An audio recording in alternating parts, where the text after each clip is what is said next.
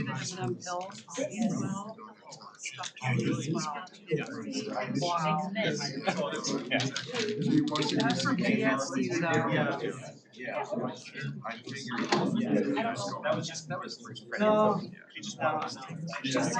so many things.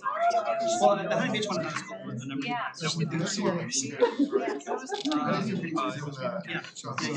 it's in the. It's above Bed Bath. So yeah, I've been there like that one. I've been yeah, upstairs. This is the water. That's what I know. Good afternoon, everybody. Welcome to the Commission to Address Homelessness meeting for October 15, 2025. Let me go ahead and ask if Commissioner Spitzer will lead us in the Pledge of Allegiance, please. Rise if you're able, face the flag, hand over heart, ready to begin. I pledge allegiance to the flag of the United States of America and to the republic for which it stands, one nation, under God, indivisible, with liberty and justice for all. Thank you for that, Commissioner. Let me go ahead and begin by making introductory comments. The agenda for today contains a brief general description of each item to be considered, except as provided by law. No action shall be taken on any item not appearing on the agenda. The Commission to Address Homelessness encourages public participation. If you wish to speak on any item appearing on the agenda or during general comments, please complete the speaker request form and turn it into the clerk prior to the reading of the item. And speakers will be given up to 3 minutes to speak. The clerk will run the timer and announce when your time is up.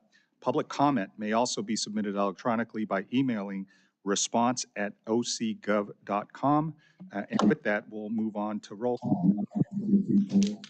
Thank you. Commissioners, please indicate your presence when I call your name. Commissioner Sarmiento. Sure. Commissioner Nguyen. Commissioner Vanderpool. Commissioner Vasquez. Present. Commissioner Rose. Here. Commissioner Parks. Commissioner Hawley. Here. Commissioner Bustamante Pixa. Commissioner Hurst. Here. Commissioner Pitts. Here.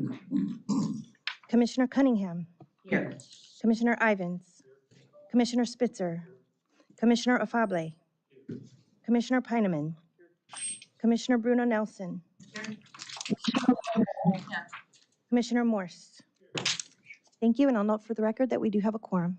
Thank you.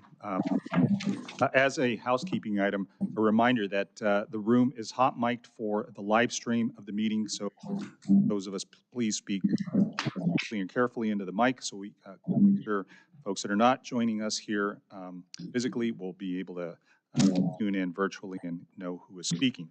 Additional microphones are also placed on the table in front of you. Commissioners, please speak into those microphones. Pick up those comments for the live stream. Please guide conversations to a minimum as they may be picked up in the room. At this time, we will move on to public comments and take any comments from members of the public wishing to address us on any non-agenda topics that are under the subject matter jurisdiction of the Commission. Madam Clerk, do we have We have no request to speak under non-agenda public comments. Great, thank you for that. So before we move into Commissioner comments for today's meeting, I want to take a moment to recognize some new faces and some returning faces as well. Let me go ahead and recognize some of our members that are new to our Commissioner Benjamin Vasquez and Commissioner Ivan Pitts. We're excited to have you both here and look forward to contribution to the Commission's work.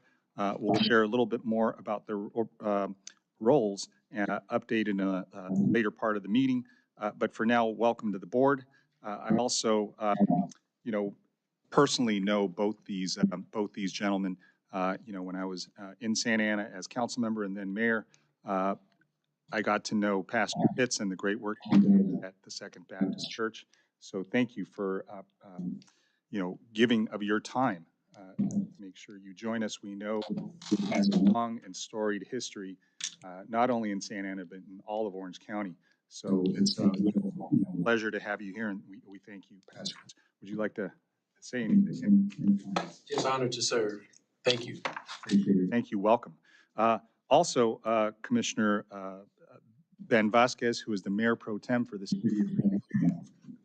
Our time on the council did not overlap. He came in as I was leaving to the county, but Commissioner Vasquez not only serves the city of Santa Ana as a council member, but he's also a teacher at Valley High School. He's an educator. He's somebody really instrumental in developing their ethnic studies department at the campus and district-wide. So his leadership is well known, and we're really, grateful to have him as well. So, Commissioner Vasquez, any words you'd like to share? I'm also honored to serve, and thank you for bringing me on, and I appreciate having the space to be here. Thank you. Man, I love these like short and brief comments. You guys really want us to get through the meeting fast, but we also have a few commissioners that are going to be welcoming back. Deborah Rose, representing the South Spa. Welcome back, Commissioner Rose. Sue Parks, who will be our business representative, and Ben Hurst, who will be our philanthropic representative. So thank you all. It's good to have you all back. So I also wanted to just take a moment to invite you all to attend hosting on November 5th, starting at 9:30 right here in this room. Wait, do you guys feel it? It's like ice cold in here, but it's nice. The temperatures, whoever adjusted the temperature. So the event's going to bring together manufacturers, nonprofits, developers, municipal landowners, and funders to explore innovative housing solutions for Orange County, labeling it the Small Scale Housing Summit. It'll also provide a unique opportunity for us to learn from successful projects in other counties and other jurisdictions, discuss funding opportunities, connect municipal government interest in adopting this model. I know we've been speaking with Santa Ana Unified School District in addition to others, and we've also opened up those discussions with our faith-based community to see if there's opportunities for mutual interest. So I want to now bring it back to the board, the commission, and see if there are any comments, updates, or announcements from commissioners. I'll open it up to you.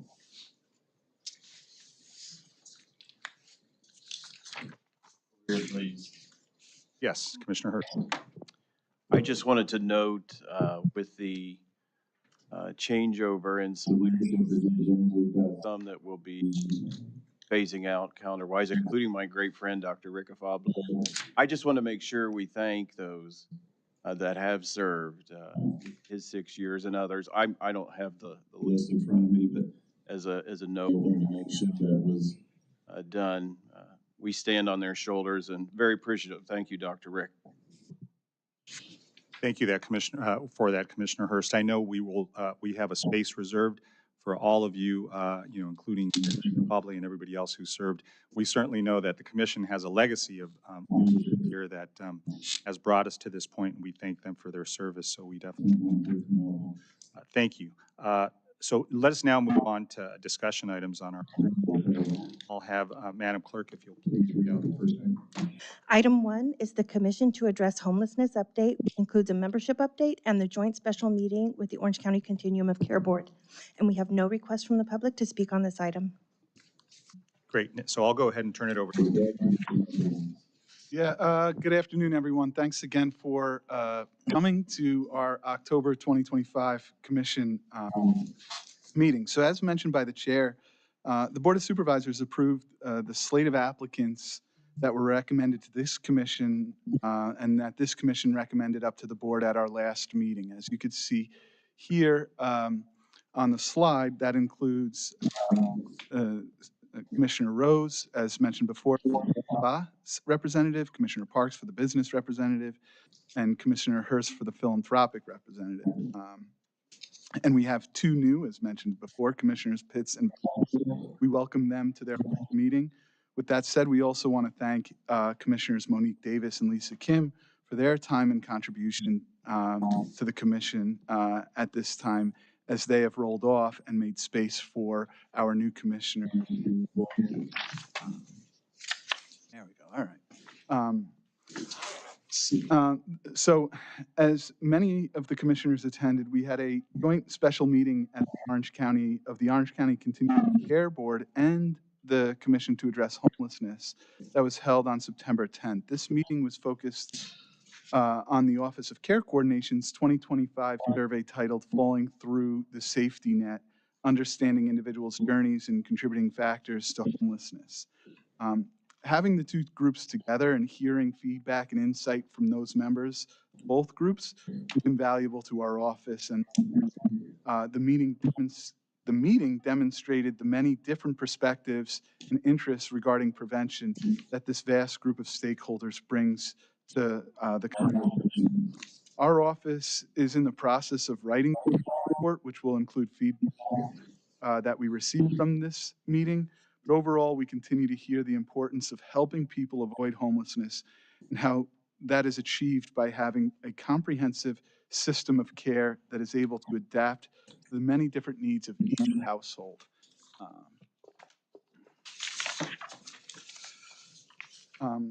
We had our third same-day solutions fair on September 25th at the Hub Resource Center in the city of Orange. This was our most attended event, which was largely due to the event being held at the one drop-in center we have here in Orange.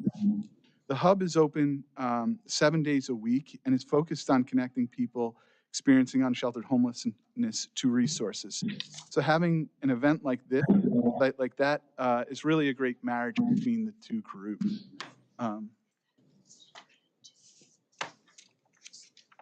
Oh, did we move? Did I move to? I'm sorry, Madam. So I'll pass it back to the chair. No, that's fine. We're moving really quickly today, Yeah. so that's a good thing. I know. In any event, look, once again, welcome to our new commissioners, and our gratitude and thanks to our transitioning out. So, Madam Clerk, please read the next item. Yes. Item 2 is the Office of Care Coordination update, which includes updates on the OC Same Day Solutions Fair, the State Action for Facilitation on Encampments Task Force, and the 2026 Point in Time Count and request for proposals. And we have no requests from the public to speak on this item. And commissioners, were there any comments on the first item? Seeing none, we'll go ahead and, I didn't want to interrupt Doug. He was on a roll, so I figured anytime we can, that's a good thing. So Doug, go ahead and So yeah, I'll work on continuing the roll. It was really a great event. It was a third time, another outstanding event. As you can see above, we've had over 230 people attend the event, with people which each person averaging or almost receiving three services on average. In your packet, in the commissioner's packet, you'll see a report with much greater detail around what services were provided and received, who participated. As you can see up here, we had a ton of folks, as my eyes can barely see, receive services, haircuts, food, connection to shelter. So building off the success of our first three events, we're excited for the future. Our next event, God bless, is scheduled for November 20th in the city of Placentia, in partnership with his OC, who has attended all three events previously through specifically bringing families from the center and some of their other shelters there. Just as a side note, as we'll see later in the agenda, leadership from his OC is being recommended to join the commission as well. Exciting. With that said, I have to continue to thank all of the commissioners for the different continued support that we receive. I go around the table and thank everyone, which would basically be everyone around this table. This event has been a success truly because of the support we've received from our here on this commission. In the spirit of continuing to move quickly, I'll just give one big thank you to the group. That big thank you should not how much we appreciate partnership and are excited for ongoing partnerships. So the next update in this agenda item is we wanted to provide an update on the state action for facilitation on encampments task force. So the SAFE task force. So on August 29th, Governor SAFE task force with the goal of aggressively prioritizing resources to address encampment state right-of-ways in the 10 largest cities of California. Here in Orange County, Anaheim fits under that category. So our office and the city of Anaheim have worked with the state over the last 2 months to address specific encampments in the city of Anaheim, specifically ones located along the 91 freeway from Lemon Street to Raymond. Provide a little bit of context of what this partnership looks like. The state, specifically for the Anaheim sites, have brought together not only the county and the city, but Caltrans, Cal OES, California Highway Patrol, our office, and the city of Anaheim in partnership to best not only clear encampments, but to ensure that folks that are there, living there, are connected to resources.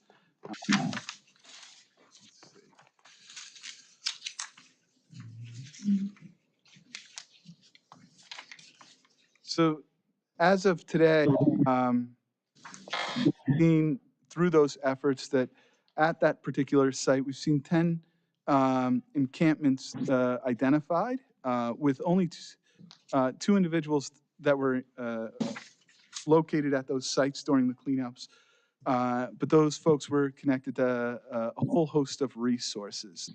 The Office of Care Coordination will continue to work with all the participating SAFE task force entities to support with engagement efforts and access to shelter beds for individuals who are experiencing homelessness in those areas, and really to ensure we here in Orange County continue to address encampment in a thoughtful, meaningful way that our community quite so many years, to ensure that not only are we cleaning up the site, but we're engaging folks that are there and offering them services and a place, in an alternative place to stay. Lastly, A question about that, Mr. Chairman? Absolutely, please. I'm sorry, I should use the mic.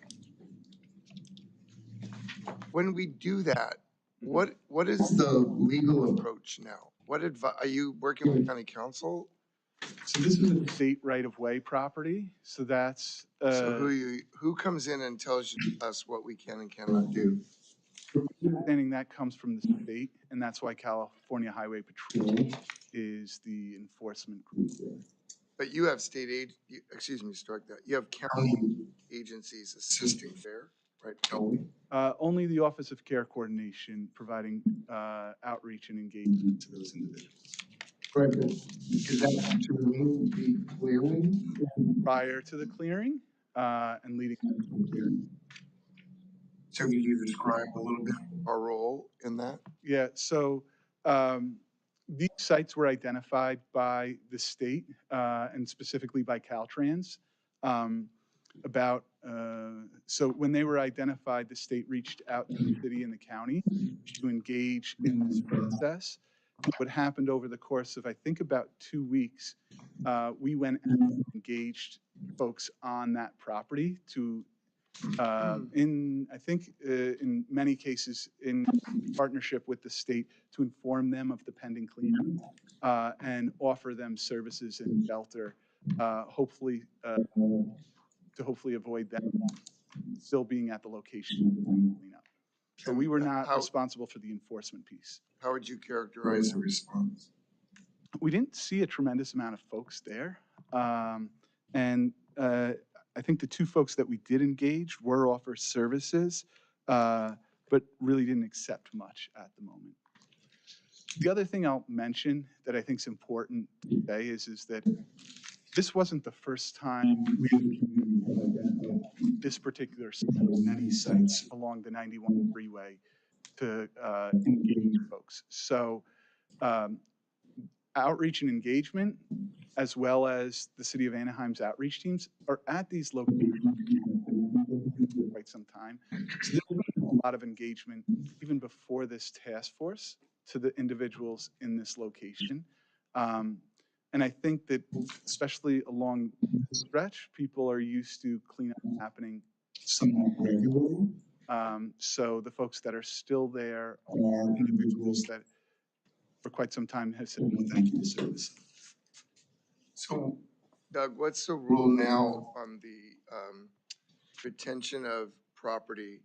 Is there any storage associated with that now? Is it all just treated as refuge?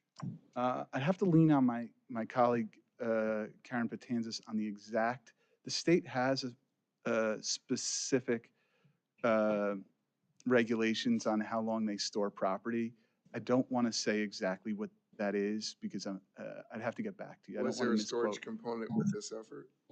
I'd imagine so. If it complied with, which I'd imagine it did, if it complied with the governor's his procedure, then there is a storage component.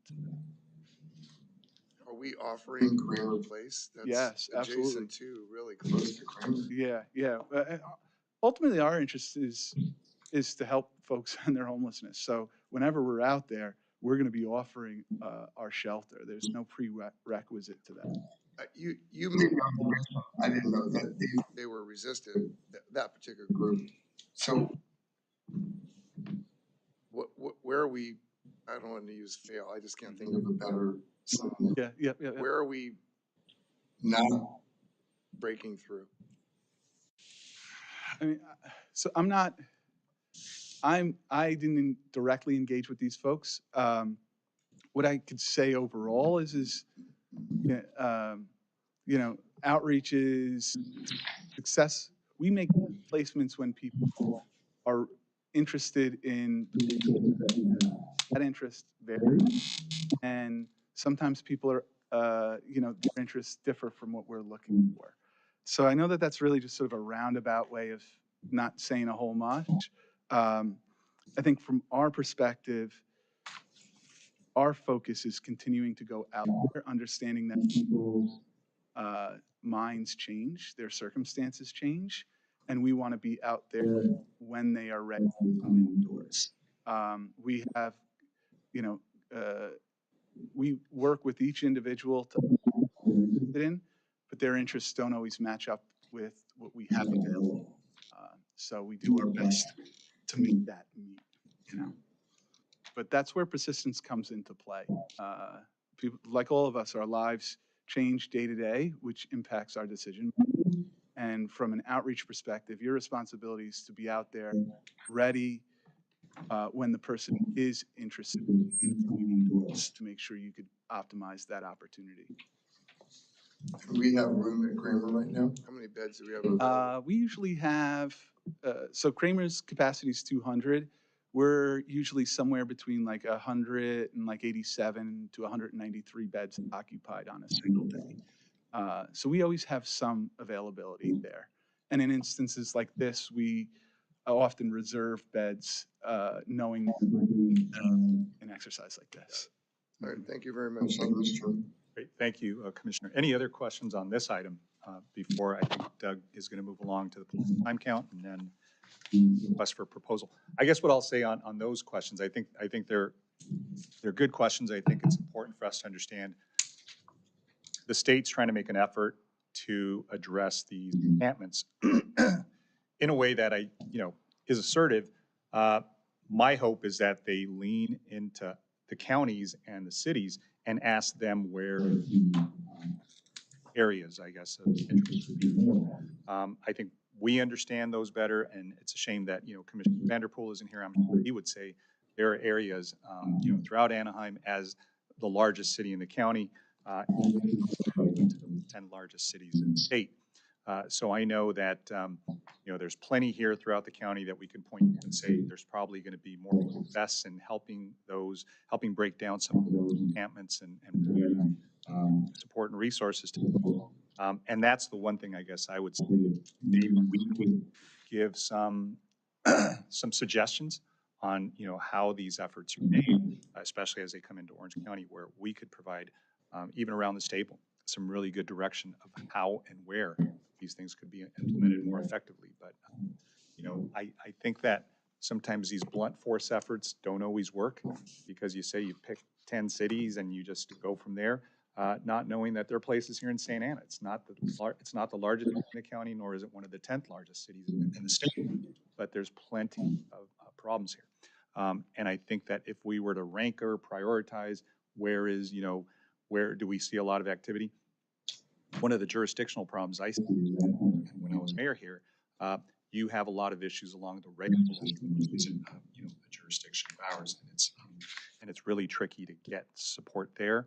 So, but those are things that I think if the governor's office and the state wants to be effective, the best thing they could do is take some directions and lead from us. So maybe there's communication that we could, send to them and say, we're happy to support you and give you some better guidance as you come into different areas. But anyways, Authority here to do that, or is that a recommendation we're required to make to the Board of Supervisors?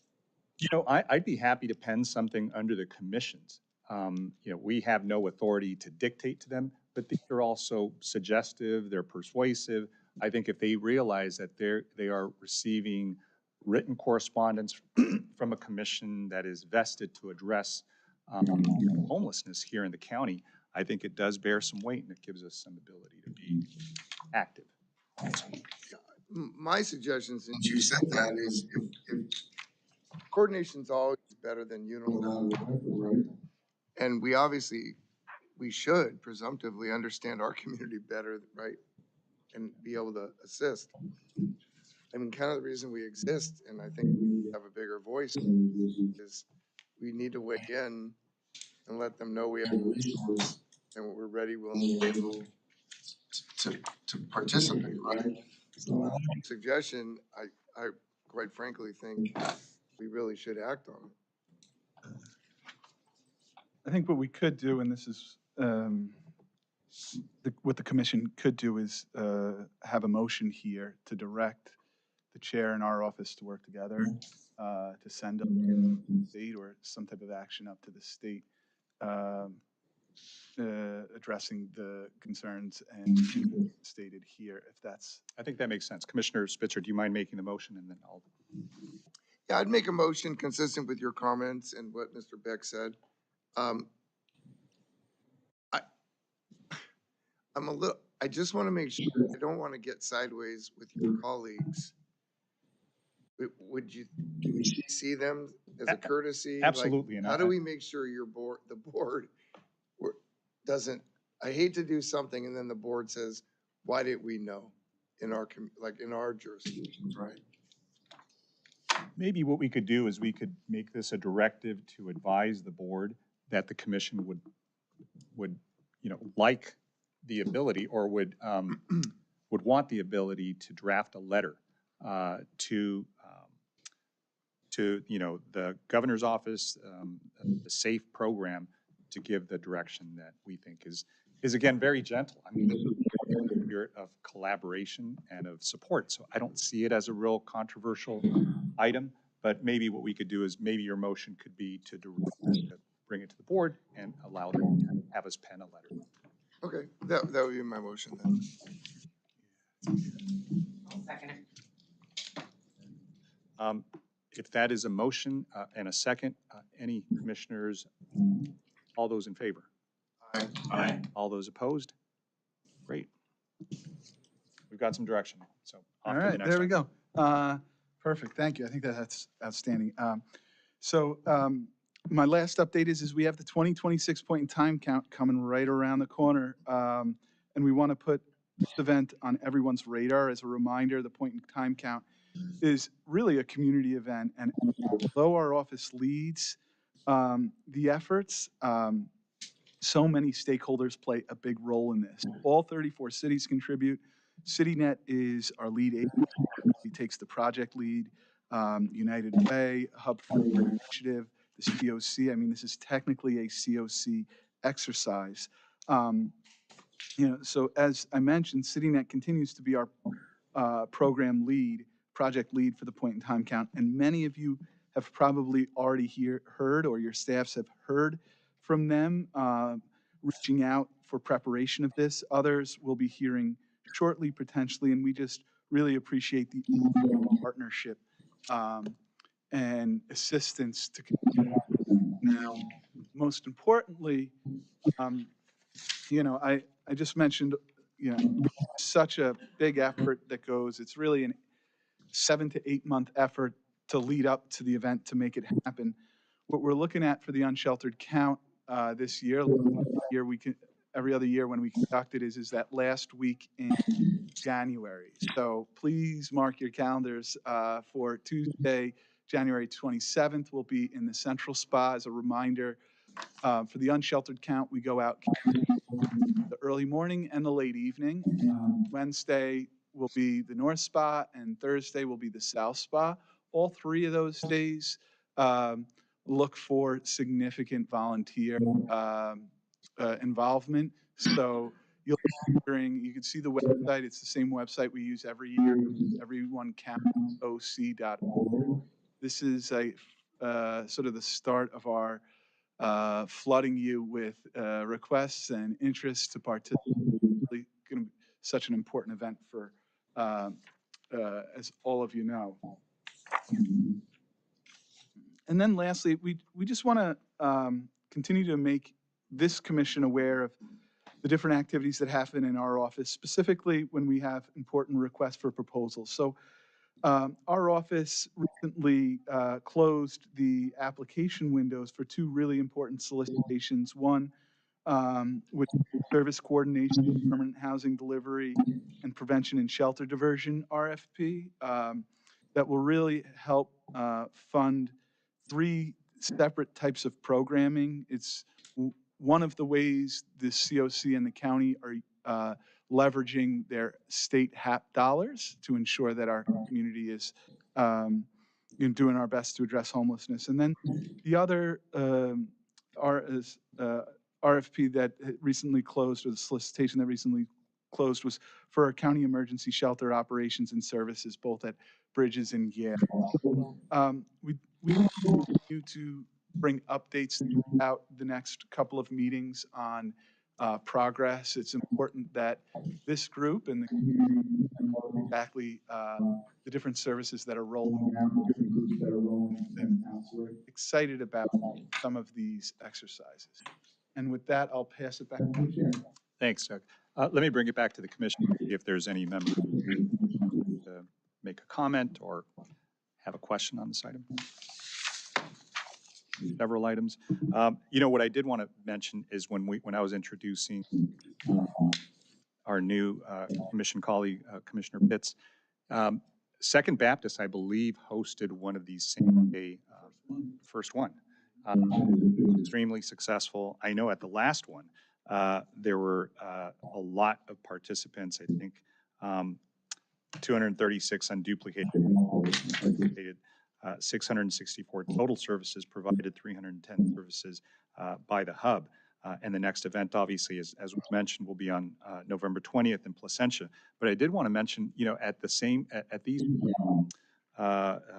fairs, obviously, the DA's office was really helpful in addressing the folks who had items on their particular history and working with them to remove those. So that was extremely helpful. But one of the things that I know a lot of people really enjoy, simple things like that, having showers made available. I know that, Commissioner Nelson knows this, but at the last Cal Optima meeting, went out on a NOFO, a notice funding opportunity to do some mobile showers, because we realized that it was so successful at those same fairs that, we want to make sure that that service is provided. So we realize that, hygiene, just having somebody, feel, restored helps in a person, looking for services, receptive to services. The haircuts, the showers go a long, seem nominal, they seem minor, but it makes a big difference in life. So that was one. The other thing, just a quick question for you, Doug. So can you go back to the prevention and shelter diversion service RFP? I just want to understand that RFP a little better on what exactly, the providers will be doing. I'm going to put Salim on the spot, so please. Hold on. Thank you. So this RFP was the different eligible activities under HAP, the Homeless Housing Assistance and Prevention Funding. For Program C, which is Prevention and Shelter Diversion, it allows for a broad spectrum of things, which could be anything from providing the traditional homeless service program that offers rent payment assistance for people in arrears or past due utilities. It could also be like relocation assistance to avoid entering the shelter system, but maybe reconnecting with families. And it also looks at other more flexible models that really support people maintaining housing or not entering the homeless service system by finding support through their other networks. For the homeless prevention assistance, there are limitations associated with the funding source that can only support households that have 30% AMI and have a more traditional at risk of homelessness criteria associated with soon to be evicted or 3-day paraquit notices. So is this really similar to the homeless prevention and stabilization pilot program that we have? And I know we stood part of that up in. There is overlap, and we're hopeful that, other interested organizations will submit proposals for it. Where it's different is that it does not allow for the stabilization payment to be provided to those households, but instead has to be used towards the payment of rental arrears or more tangible things that keep people housed as opposed to just stabilization payments. Identifying some of these unlawful detainers, maybe in the eviction process, and that's how we narrow down.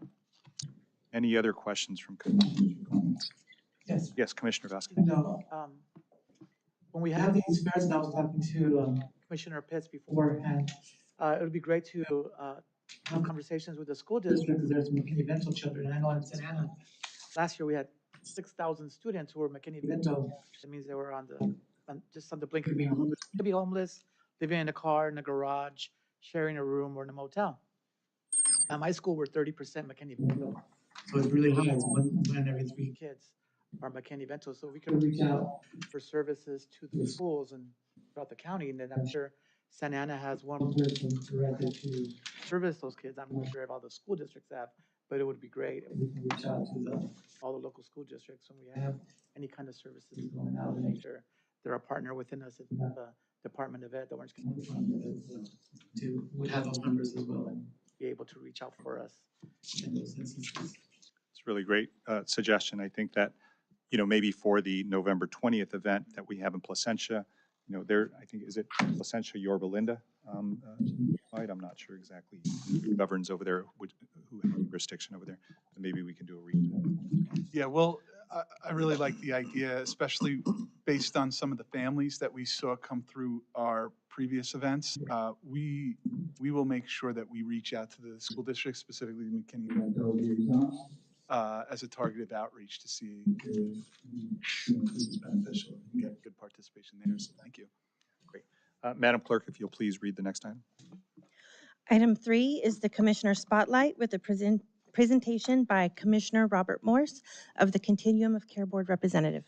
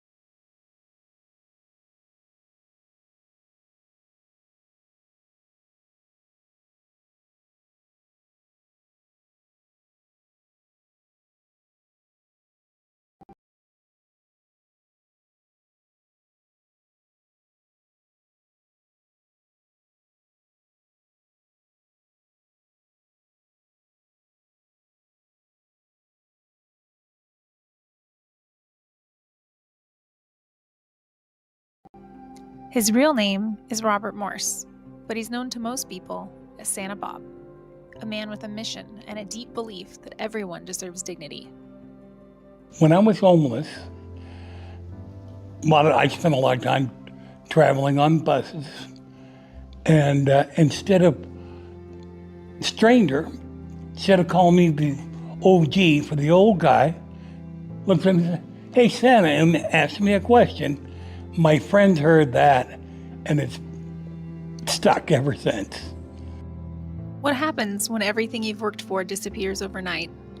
When there's no safety net and no place to go? Before he became an advocate, Santa Bob lived that reality. I spent 10 years as a person living on the streets. I'm the same person. I did not have a drug habit. I did not have mental health problems. I was just circumstances put me in the streets.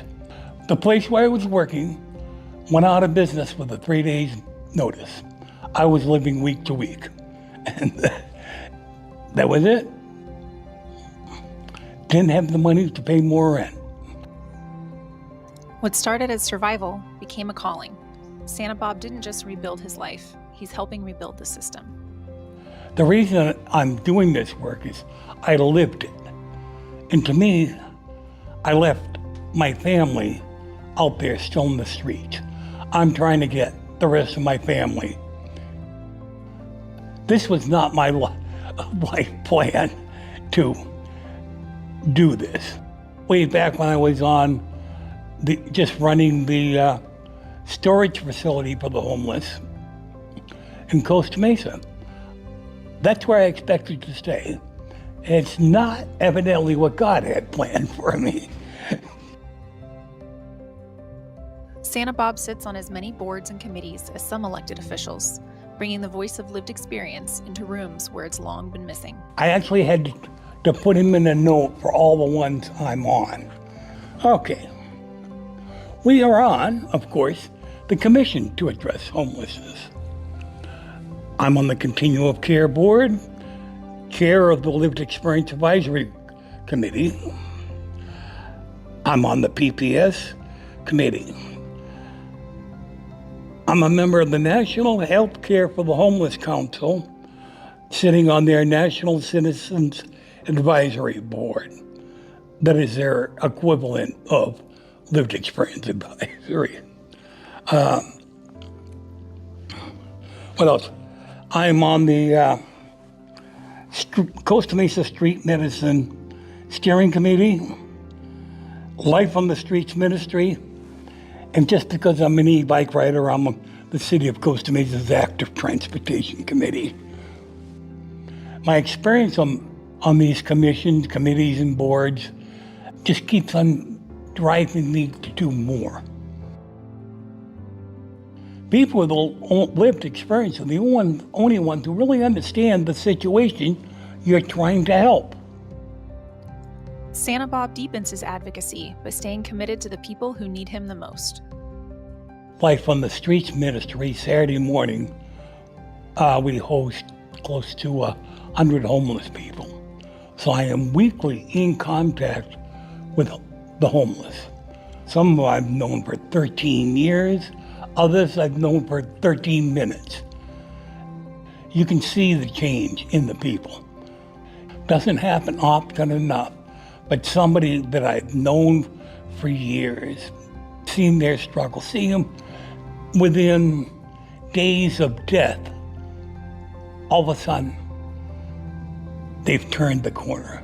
They're back amongst the living. They are healthy. They are housed. To see that is worth everything. His message is simple, but it's one the world needs to hear. Homeless people are people. They're no different than the rest of the population. This homeless person is a person, period. That's all you have to do is treat them as a person. Santa Bob doesn't just speak for those experiencing homelessness. He is their family, their advocate, and their constant. My family's still on the streets. I'm going to probably end up being involved in this until I die. I see no other way to go. I just want to be remembered.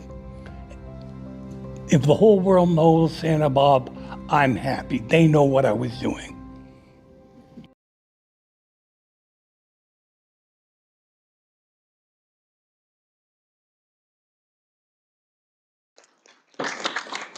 So Commissioner Morris, we're going to go ahead and turn it over to you to say a few words, but thank you for sharing your story with us. And please, if you don't mind sharing a few more now live and in person. Well, first of all, I would like to thank Julie Bechtel, who's evidently in charge of the Coal to Diamonds program, for putting together that video. And secondly, I would like to reiterate, I had no plan to ever be here. Never crossed my mind. But obviously, just many of you, you understand God's plan is the one that comes through. And I don't know what God's got planned next, but I'm going to have to follow it, I guess. It's doing right so far. And I thank you all. Thank you for serving on so many boards and commissions, but especially serving on this one, I think. And a fault of being retired, I think. That's true. That's true. Madam Clerk, any Not on this item. Okay, great. Well, listen, for those of you who are new, we've sort of inserted this new item. Make sure that we spotlight each one, because all of you have something special to lend. And I think, some of us are, in the, nonprofit world, in the philanthropic world, in the policy world. I think Commissioner Morris has all of us, have experience. And I think for me, he's made me listen much closer to some of the things that I overlook and don't understand. As much as we all care, it's very different getting and getting feedback from somebody who experienced it. And that's something most of us who are blessed here have never had to do. And sometimes it's great to listen. And I think he's taught, and I want to thank you, Commissioner Morris. You've made me a better listener. And thank you for spending your time with us. Seeing no other comments? Yes, Vice Chair. Thank you, Chairman. I just wanted to say thank you, Bob, because the work that many of us in this, well, all of us in this room, and even the people that are listening do, we can't do without hearing from you, because it isn't up to us to decide what people living with homelessness need. And I just thank you for your leadership for all of these years, for everything that you're doing today, tomorrow, and always, to help us really understand what we should be doing to care for our fellow neighbors. So thank you. Thank you, Vice Chair, for those comments. Seeing no other comments, Madam Clerk, please read the next item. Item 4 is a presentation titled Homelessness, Legislative Impacts and Advocacy Strategy, presented by An Tran, Director of Orange County Social Services Agency, Julia Bidwell, Director of Orange County Housing and Community Development, and Douglas Beck, the Office of Care Coordination. And we do have 5 requests from the public to speak on this item, but we will take the public comments at the end of the presentation for this item today. Yes, thank you for that, Madam Clerk, and thank you for members that wish to address us. I hope that this presentation will augment or supplement what you will address before the commission. But just to give you a little bit of background, this year the commission has continued to receive legislative updates that are and provide those legislative updates to ensure that our members are informed and up to speed on the changing policy and the funding landscape that affects our shared work sometimes over time. These updates have helped our commission to better understand how the state and federal actions impact our local efforts to address homelessness. So at today's meeting, I'm very pleased to have a presentation that builds on that knowledge, specifically on the local legislation.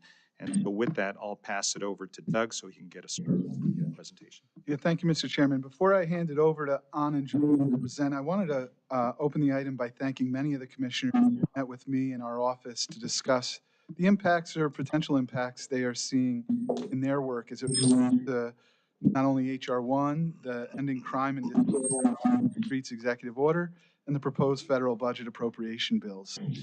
We heard from the health care community, the domestic violence communities, as well as law enforcement, and also what our local cities are seeing and anticipating. Overall, we heard a range of things. At times, we talked about potential opportunities, but much of the discussion revolved around concerns for funding and additional for entry. The discussions also talked about the lack of answers and the lack of timelines there still are when it comes to many of these efforts. Universally, we heard the importance of the commission to stay apprised and provide guidance through this ever-evolving landscape. Today, we're going to hear changes, some already approved, others which are considered likely to occur, all regarding critical areas of the homeless service system and the larger system of care. We discussed at our last meeting the success we've seen here in our county over the last 10 years in reducing and clearing some of our large encampments were largely due to the expansive system of care created here in this county that allowed for us to provide specialized care and housing to the many different people we have come across. Couple that with the discussion at our joint meeting regarding the 2025 survey focused on prevention that highlighted the need for a robust system of care that can cater to each person's unique challenges and needs. And it really begins to paint a picture of the potential impacts to our system if these changes and cuts discussed today do come to fruition. With that said, I'll hand this over to Tran, our Director of Social Services, our Social Service Agency. I look forward to the Commissioner's discussion following these presentations.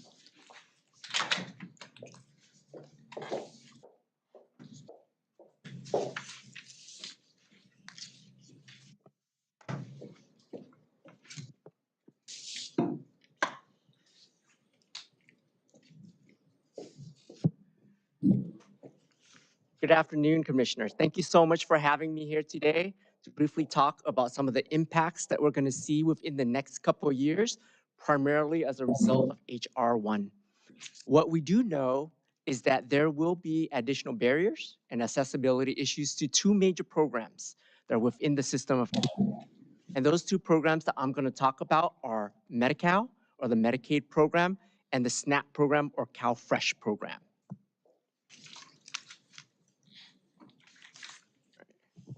What you see here is an overview of the changes that are likely to occur within the next few years. We are still getting a lot of guidance from the federal government because many of these provisions within HR 1 have not been defined, and we do not have instructions on how to implement these new regulations as well. I will not be going over one, but I'm going to touch base on some of the key features within the Medi-Cal and the CalFresh programs. Now, something that is happening right now that is not part of HR 1, but I thought that was important for us to highlight, is our waiver for zero income. And this particularly impacts individuals that are experiencing homelessness. Up until June of this year, the counties and the state were able to receive a waiver in which individuals that have and are not matched with any of the systems, they are automatically renewed for Medi-Cal to allow them the continuity of services to obtain the care that they need and to enable them to get the services that are required for them to obtain. This waiver is no more. That has been revoked by the federal government at the end of June, and every case now, regardless of the fact or whether we know or we have reason to believe that zero income will need to go through an evaluation process that may delay or cause additional barriers for individuals to remain in on Medi-Cal.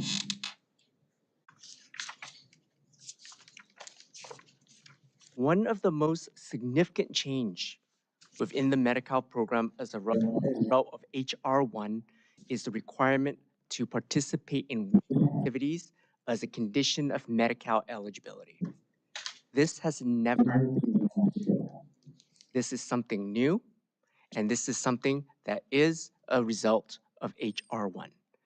How that looks, how that's going to be implemented is still unknown. We are getting some guidance from the state and from the federal government, but what we do know is that there are written instructions that we have received that indicates that an individual must complete or participate within 80 hours of acceptable work activities, volunteer activities, or going to school in order for them to remain eligible. This impacts the populations that are ages 19 to 64, or primarily what we call the expansion population as part of the Affordable Care Act. There are some exemptions for this work requirement. It's for families with kids who are younger than 14, those who are meeting CalFresh work requirements, those who are recently released from jails within the last 90 days, individuals with disabilities and chronic illnesses. What you do not see here, and what we have not gotten clarity on, is those who are experiencing homelessness. That right now is not an exemption. We hope it will be at some point, but at this point in time, there are no regulatory or guidance to make that an exemption. The second change that we see is that Medi-Cal will require more frequent renewals. Instead of having to recertify your Medi-Cal application and eligibility once a year, it is now going to be required for you to do that twice a year. And what we do know is that the recertification will be a full-blown every 6 months. In the past, and also as with the CalFresh program, the mid-year checkup is usually an abbreviated form or just a status update in which individuals can tell us what have changed within the household and provide additional verification. What we believe is going to happen with this is that every 6 months, there will be a new application, renewal certification pamphlet, the whole application, and the whole eligibility determination that needs to be done in order for people to remain on benefits. And the last thing I'm going to talk about is the CalFresh program. And I know this is an important program in order to meet the basic needs of individuals, especially those who are experiencing homelessness. It also is an important factor for many families who are not making a lot of income in order for them to maintain the basic needs. Effective February 1st of 2026, there will be a requirement for individuals who are ages 18 to 64. They are able-bodied adults without dependents, who is called ABODs, to participate within certain work activities. Now, there is a second bullet, there's a second mention in which there is conflicting regulation within the old SNAP rule and HR 1 that we're seeking clarity from the state and from FNS on, in which it exempts individuals over the who are 60 and those individuals under the old regulations are considered aged and exempt from work requirements. However, HR 1 expands work participation to up to age 64, so we are waiting for guidance in terms of how to reconcile that conflicting information. What the key change is also is that we need to verify that they are participating in work or training activities for about 20 hours a week, and they can only be exempt if there is a child in the home under age of 14. What has been removed from the ABOD exemptions that was there in the past are individuals who are veterans, former foster youth, unhoused individuals.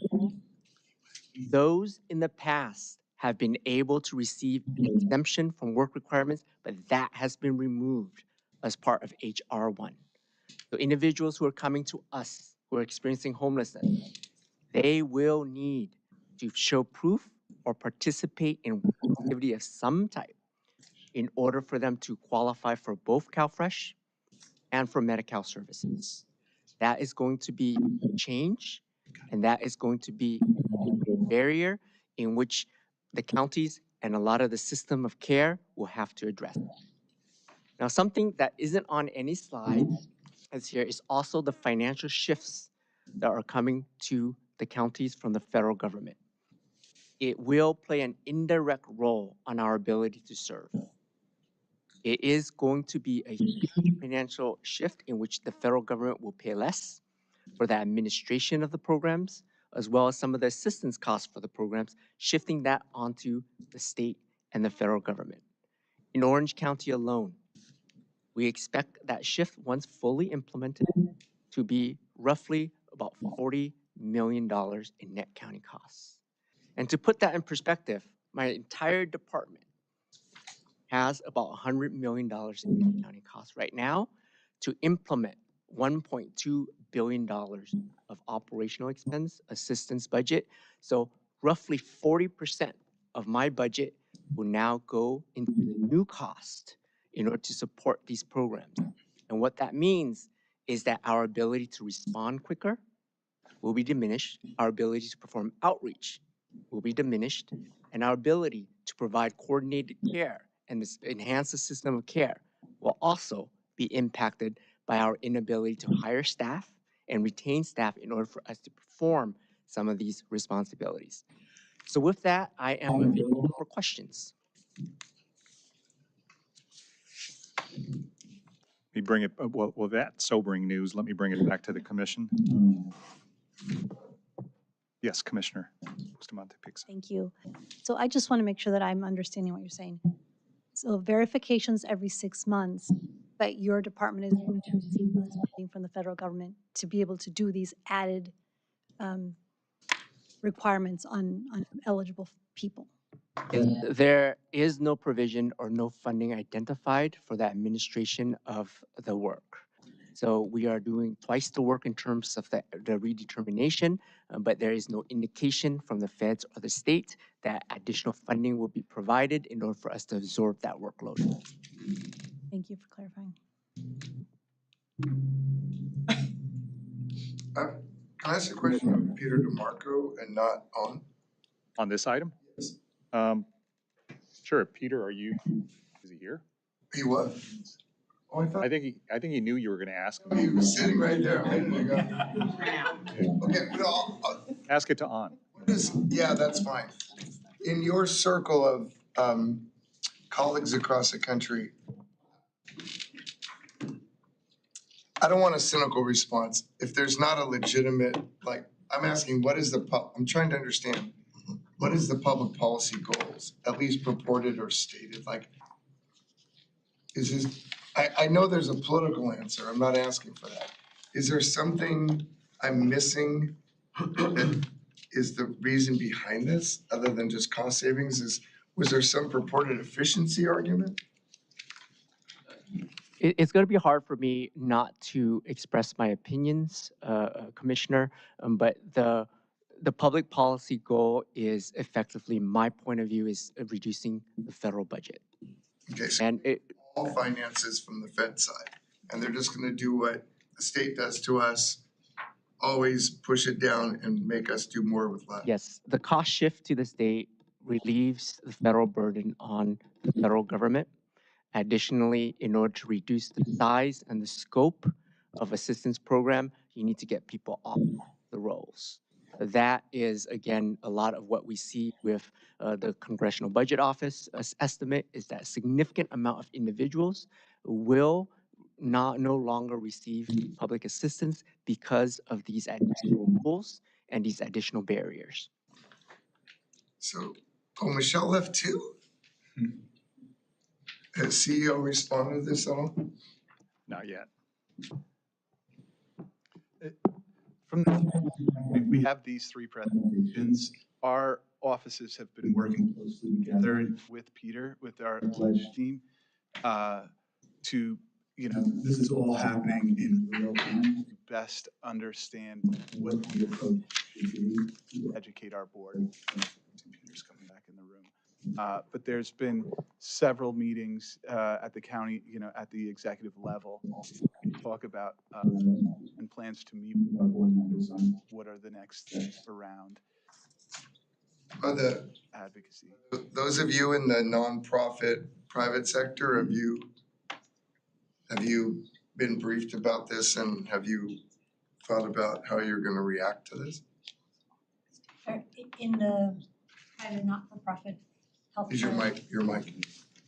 In the private not-for-profit faith-based health system, the way in which we are seeing it, aside from in our acute care settings, but in the space where we are out in the community providing community services, not really. Not a whole lot of descriptive information.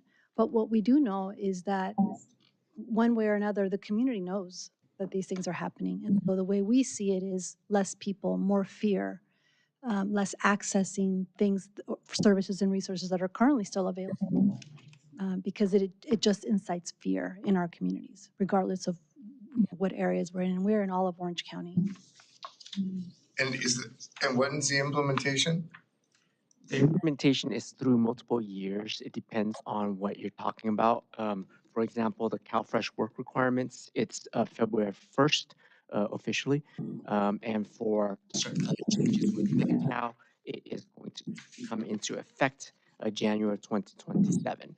Now, something I failed to mention also the CalFresh work requirements that you see here. I put the date effective February 1st. That is the last written documentation date that we received from the California Department of Social Services. But what we're hearing is that that waiver that was revoked for the states for the work requirement was done before the passage of the HR1. So the state had negotiated a timeline with the federal government to implement additional work requirements effective February 1st. That allows counties to be able to train staff, develop curriculum. Now I have 1,500 employees that I need to train on regulations and rules that have not been implemented in 2008. So 90+% of my staff needs to be trained because they have not done this before. I have 1,500 staff members that need to be able to go through this training, not just for the work requirements, but also for the other changes within HR1. And we set a timeline. We agreed, the state negotiated a timeline to make it effective February 1st. With the passage of HR1, work requirements are effective upon enactment. CDS has indicated that the feds may pull the required enactment date as soon as November. None of my staff are trained.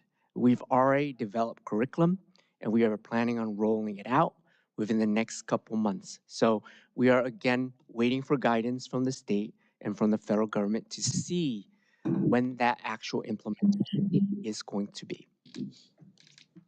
So in the interest of time, Commissioner, this is such a heavy,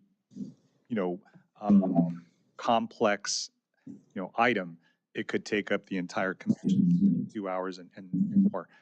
But I do want to make sure we have some time to hear from Julia and from as well on this. And I know there's a question from Commissioner Faust. One of the things, your point, I think what makes things incredibly difficult for everybody to understand is that it's so uncertain and unpredictable at this point because we have, the continuing resolution that's still out there pending. And we don't know how that's going to impact funding and programs. So I think when we ask, what's the, well, it depends on the day. Sometimes, and I think, forecasting this is incredibly difficult. For us here, though, something that isn't, is completely done is this, zero income exemption that expired June 30th. So that's done. That had nothing to do with the HR1. So that's really important for what this commission is tasked with doing, which is trying to assist those who are unhoused, becoming unhoused.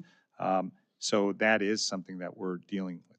just so you know, Cal Optima, I think at the last meeting, we approved $7 million, $2 million of which are going to hopefully help you all with your eligibility staff, and $5 million that'll go out to community enrollers and partners to try to help people stay enrolled, because now these additional requirements that we do know will at some point trigger for people to have to enroll now twice a year versus once a year. That's a real requirement. It's just now timing.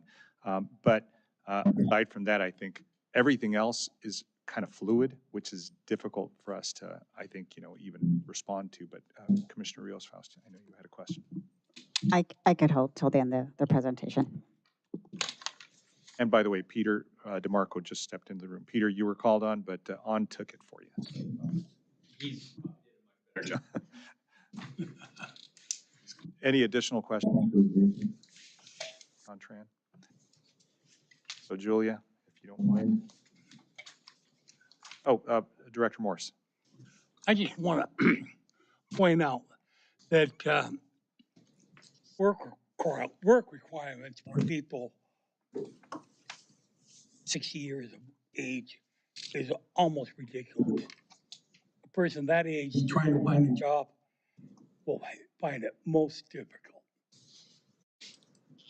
That'll just continue to give us more problems. Thank you. Julia, please. Thank you. Julia Bidwell. Good afternoon. Julia Bidwell, Director of OC Housing and Community Development.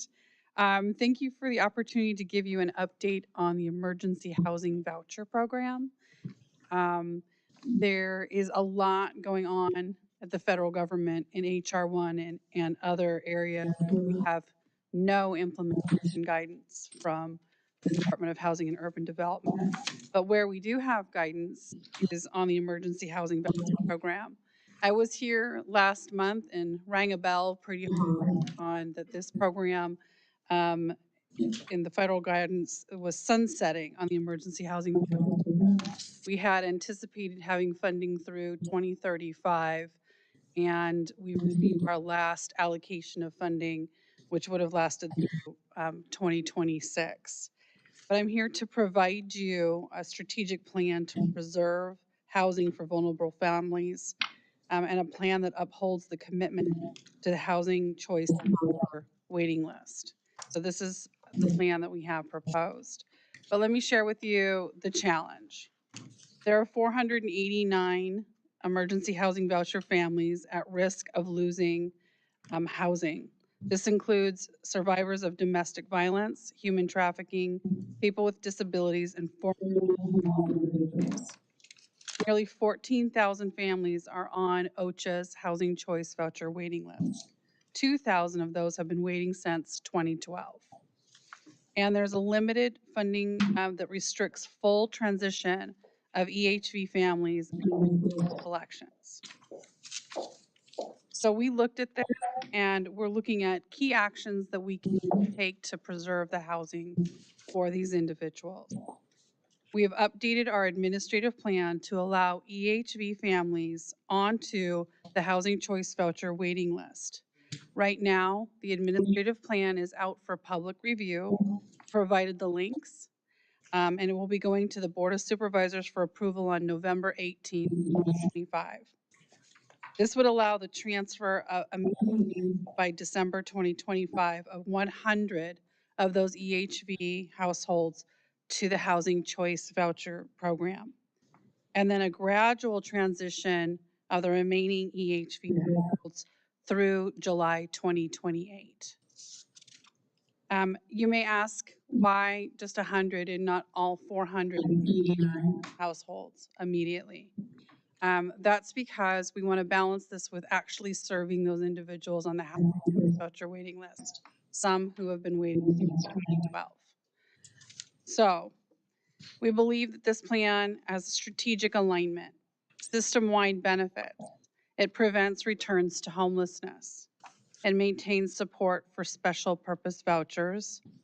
It can continue project-based voucher allocation and supporting the development of permanent supportive housing and it resumes wage selections in 2026 based on current projections.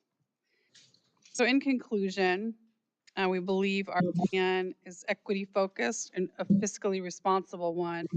Protects 489 vulnerable households, balances urgent needs with long-term commitment to federal standards and local housing goals.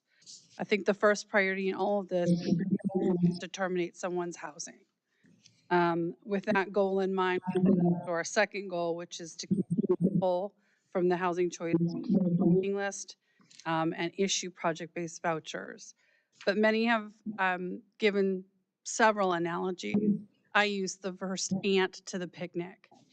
This is the first ant to the picnic. When you look at our administrative plan, the change is broad, which allows us to address any termination of somebody with a special purpose voucher and allow them to, for us to put them on the voucher waiting list. This is because we don't know what comes next. I'm happy to report this news for ringing that bell 2 months ago at your commission meeting. Really appreciate the partnership from SSA, the Healthcare Agency, Office of Care Coordination, United Way, and many others around this table in taking a look at what this would have looked like. And with that, I will hand it back to the chair or Doug. Thank you, Julia. Let me go ahead and bring it back to the commission for any comments or questions.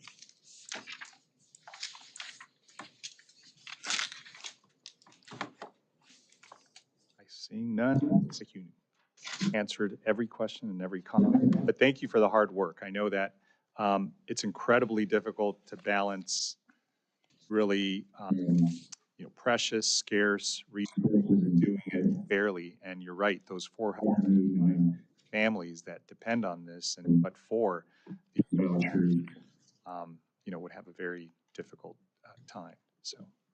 Right, and I should have mentioned the key 3 people in this room. One who's really spearheaded this is January Johnson, my housing authority manager, sharpest tool in the tool shed. And then Samantha and Dylan, both from OCCR.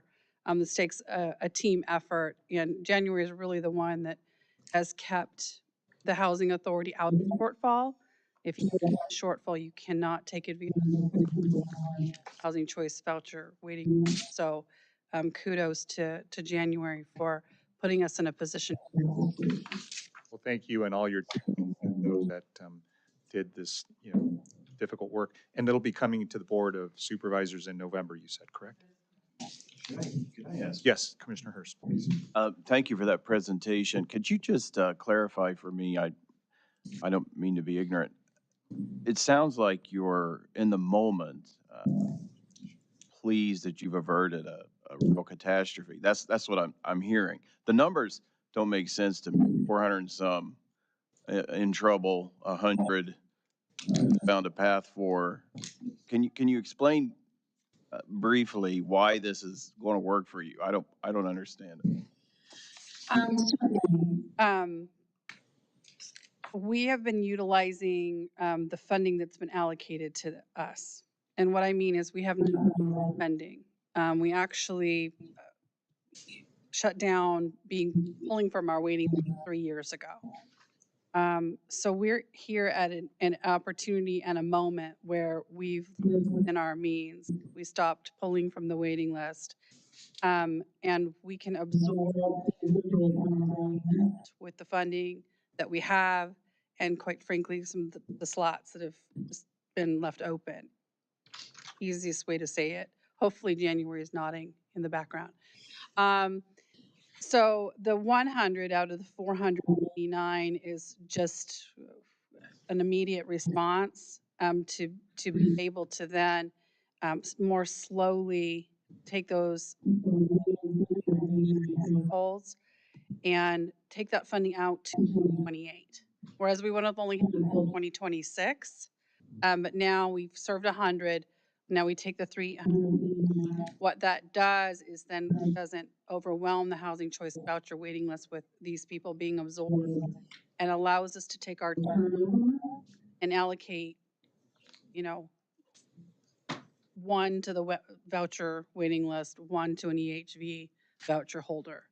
And it allows us to pull off of that waiting list. So hopefully that explains. It did, yeah, that's very helpful. Thank you. Yeah. Commissioners, any additional questions?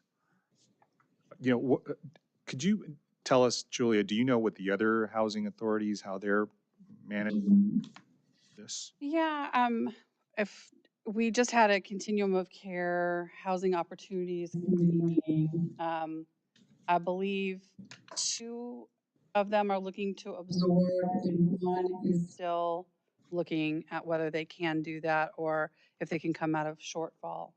So I think 3 out of the 4 will be able to absorb on their housing choice voucher waiting list, and we're still seeing if the 4th housing authority will be able to do that.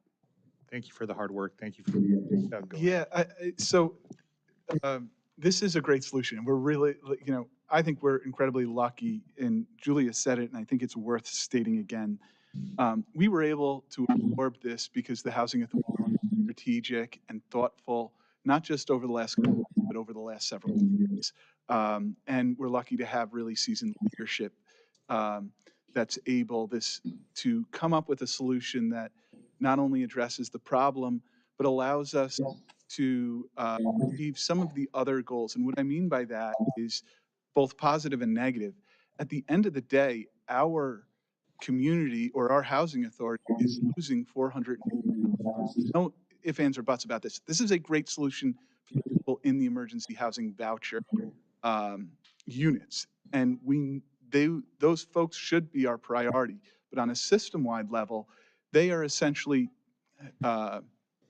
we are rolling them into a resource that we were hoping to utilize to wait list and to do other things with.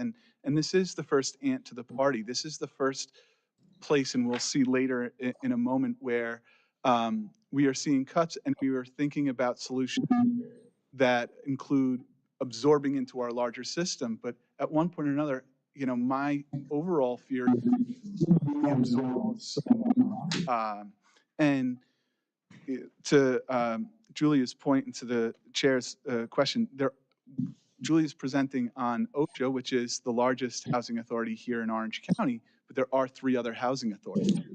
We received as a county at large, a little over 1,000, I think it was 1,035 or 57, I forget, over 1,000 EHPs, and each housing, a lot of folks still in those programs, which yet again is a real example. This program rolled out about 2 or 3 years ago. It focused on individuals through the coordinated entry system.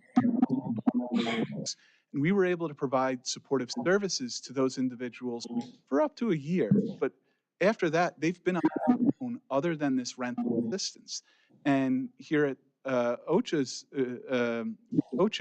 we received 557 vouchers a handful of years ago. We still have 489 utilizing that. So that's a real sign of success that this was a program that worked. It's a shame that we have to absorb this program into another program, you know, that we had planned on using to help additional households. So sorry to put that on, but the important part is we have other communities that are in shortfall that we've talked about, that they are unable to roll their households into their housing choice voucher program. So they're really scrambling, and they're going to get folks returning to home. So we're lucky that we're that objective. So with that, I guess I'll please, Commissioner. When you say absorb, what was the context? So and Julia, you can correct me if I'm wrong. So we have a housing choice voucher program that has a finite amount of vouchers. And prior to this announcement, the vouchers were going to go to address our waiting list, to address, to potentially help permanent supportive housing projects. But now, since EHVs are no longer being funded, we need to take the households that are already housed, that we've already put the work into, and we need to fold them into the opportunities that are going to be provided out to the community. So on a systems level, there's 489 households, in theory, that are out on the street right now that I won't be able to refer over to Julia's program, because we'll be using those 489 vouchers to housed, which is the right thing to do but it's really important to mention how, although we have a solution for households, our resources are short. That is the bottom line. We have a solution for pre-existing, but we don't have a solution for the increased demand or future demand. Is that what you're saying? Absolutely. Okay. So there's multiple examples in this meeting today. Yeah, get to a third one. I'm sorry, I didn't mean to cut you off, Commissioner. No, I actually want to, I want the my comment will be after you. And that's, I anticipated You're going to that. wind I it up. apologize, Go ahead. Commissioner. So I really appreciate, I know I really appreciate, our office is incredibly lucky to have An and Julia and the teams that surround them to come provide an update and a presentation about this. I also appreciate the group absorbing both of these presentations. And then on top of that, I apologize that I'm adding an additional one on here. But as we know, we're in really ever-changing times. And this group meets once every 2 months. And it's important, that 2-month interval feels, the world can change. So this last one's incredibly important and timely here. As many of you know, our office is the administrative entity for the Orange County COC. And as such, we feel it to be critical to inform this commission of the potential and very likely changes that the COC program is facing in the very near future.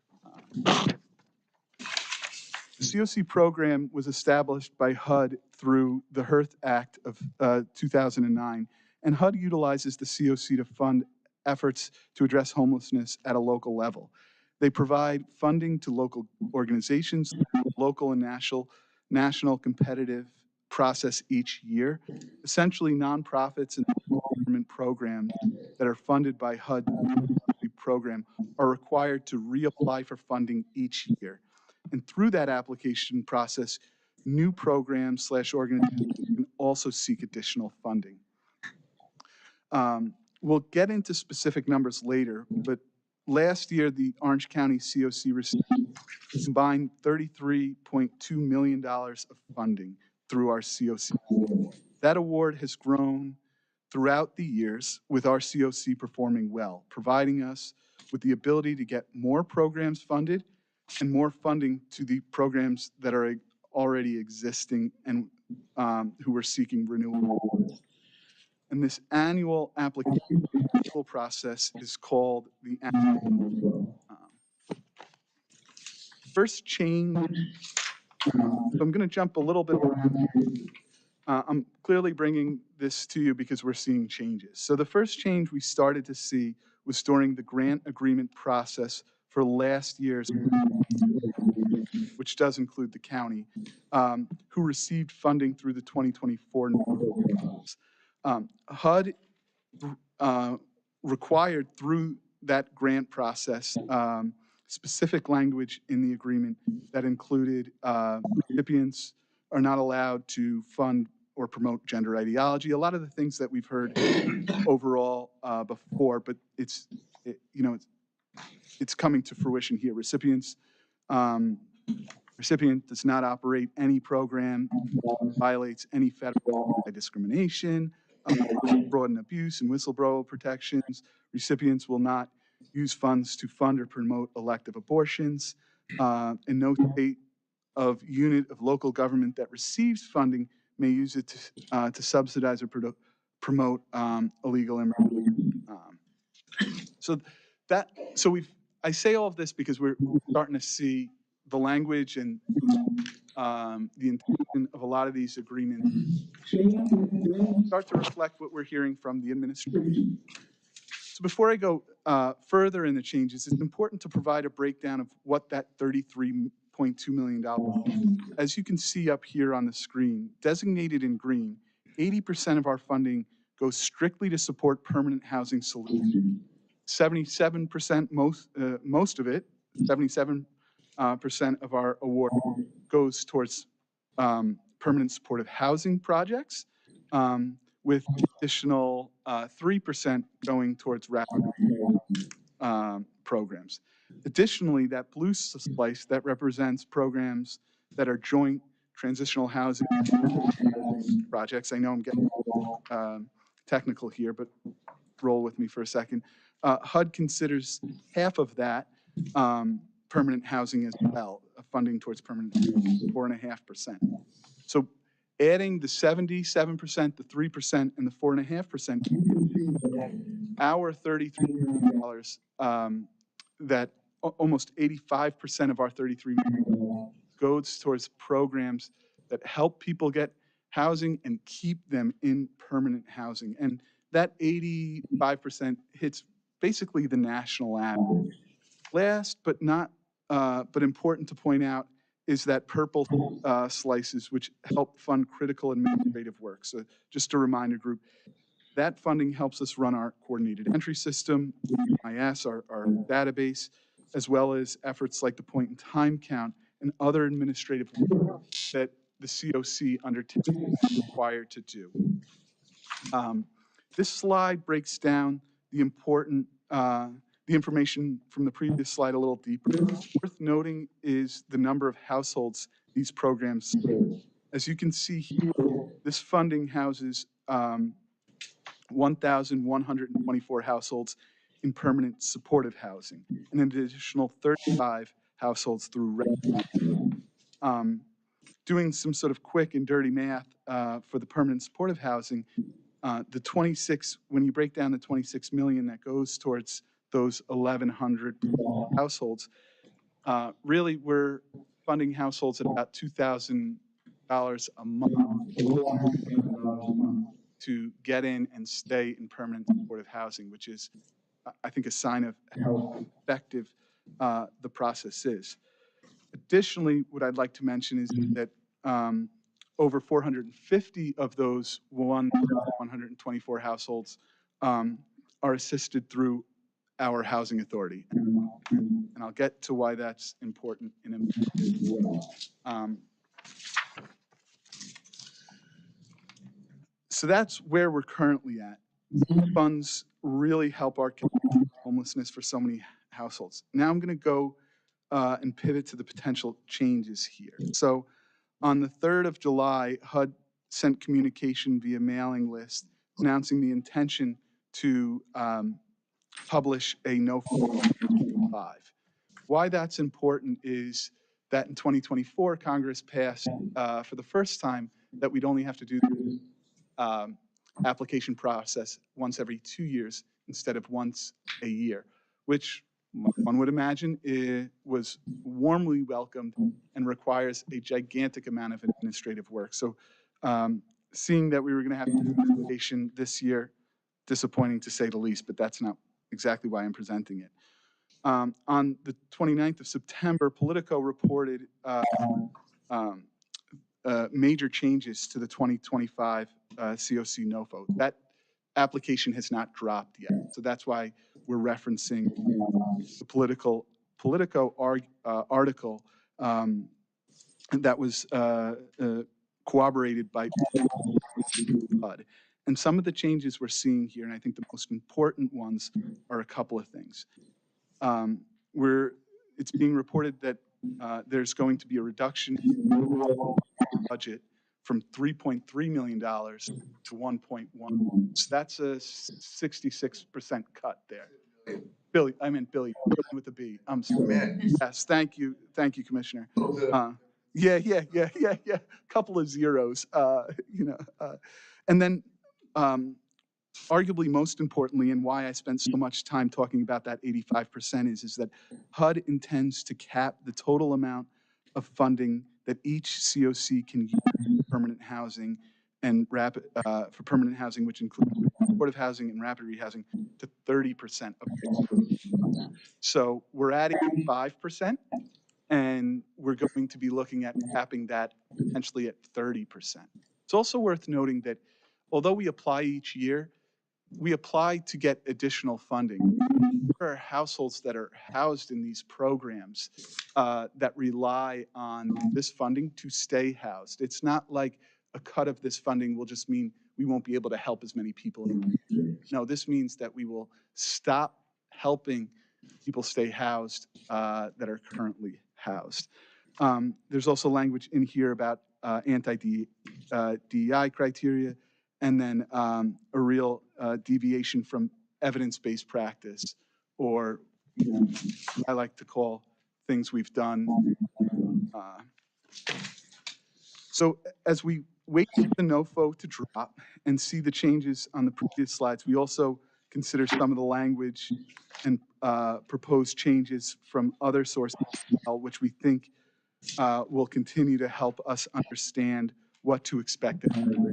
And, you know, that's largely based on the executive order I referenced before. There was a previous COC builds NOFO, a previous NOFO that HUD released back in September that gave us a little bit of an understanding of what they'll look for. And as I mentioned before, but some additional things here, we're seeing in those that there'll be language potentially around no longer following harm reduction approach, no longer complying with housing first models, requiring participation in supportive services, requiring treatment and recovery services for participants with substance use, only recognizing the sex binary of participants, and removal of racial preferences. So a lot of these things are a lot of these practices are things that this up on our pillars, best practices and guiding are things we've learned over the years through our work, are things that help us get people housed. And, we always use the term barriers, but so much of our work over the years has been around, reducing barriers to just make it easier to help people end their homelessness. And I think, the funding cuts aside, which is really the headline, I think it's also really worth noting the change in practice that's expected here. And then finally, yes. Okay, I'm looking at your chart. Yes. And I'm looking at the 30% cap for the two categories of PSH and RRH. And you're at 80% now. How are you gonna get from 80% to 30%? That's where the real challenge is. There's gonna have to be, the COC is gonna have to make some decisions around what programs to endorse for funding and which ones we will not endorse. I mentioned the 400 plus folks that OCHA through this funding is helping. This is another example of, like, these are the next party, if I use Julia's analogy here, where, okay, if there's one issue, we'll absorb 489. Now we're seeing potentially, well over 500 additional households that we're going to go back to the same resources that we went to for EHV to say, help us. Now we're going back to them again and saying, we need more help for this as well. And I don't, we've surveyed all of the organizations that get funding. And one of the questions was two of the questions were, well, one was, what additional funding do you have to leverage? And almost all of them said, we don't leverage other funding or without the leverage funding that we have. And what will happen if you, and the answer was that we will no longer be able to support these households. And we have strong reasons to believe that if we don't support these households, that they will most likely return to homelessness because they don't have the resources to,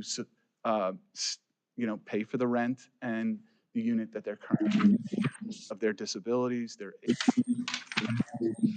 we know. So let me do this. I'm going to insert myself here just because we are pushing up against time. We do have a couple of action items, but we have members of the public that wish to address us. I'm hoping commissioners can go ahead and if they have any comments or questions, they can pose until after our public commenters. The only thing I would say is that to Commissioner Spitzer's point, I think to what we're seeing, this is a very, very, I mean, this was a lot of information for all of us. I think it's going to take a while for us. One of the things I think we can take, I'm taking away is that we at some point, and maybe this commission takes this on, a task that we reassess what our limited funds are now, given what we're seeing in some of the cutbacks, and almost reassessing how are we going to implement those and see where there's been the most value, and there's going to be some difficult decisions that are going to have to be made. But given the reality that we're now going to have almost less than half of some resources that we used to carry, we really do need to make value judgments on where we plan to expend these limited scarce resources. So I just think that that's sort of the foreboding question that we're going to have, to the extent that this commission can limit its talents, its suggestions to the board. I do think that that will be something that is in the background. But with that, Madam Clerk, if you'll please call the members of the public. Our first speaker is Don Price.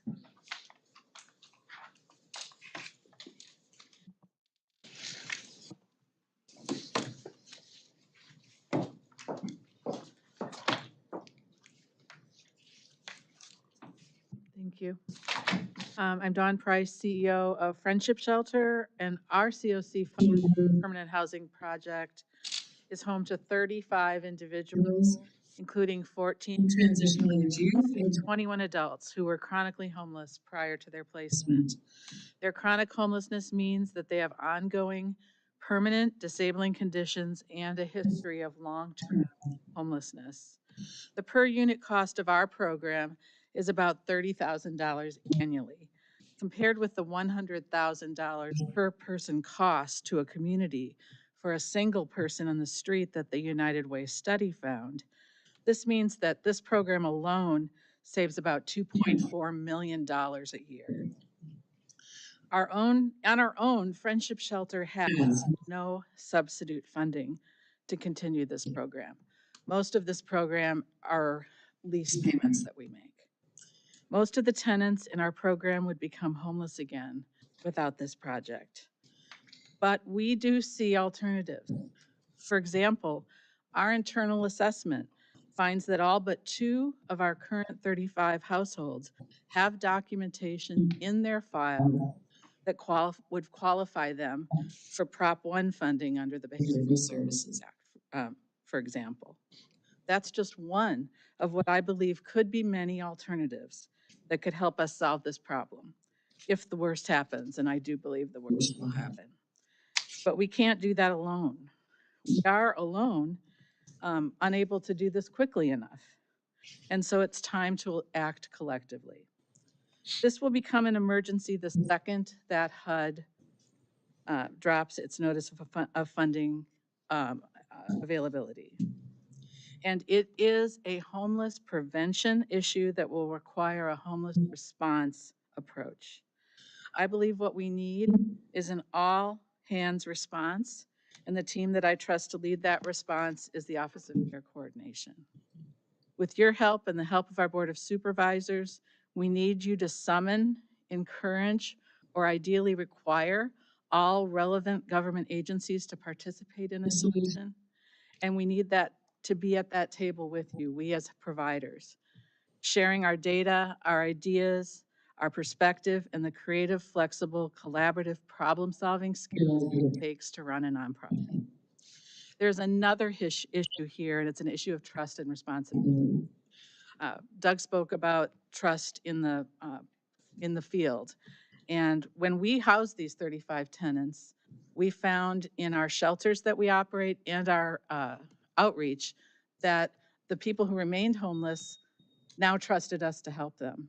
We're going to lose that trust if we don't solve this problem. Thank you. Thank you, Don. Your time is up. Our next speaker is Timothy Nguyen.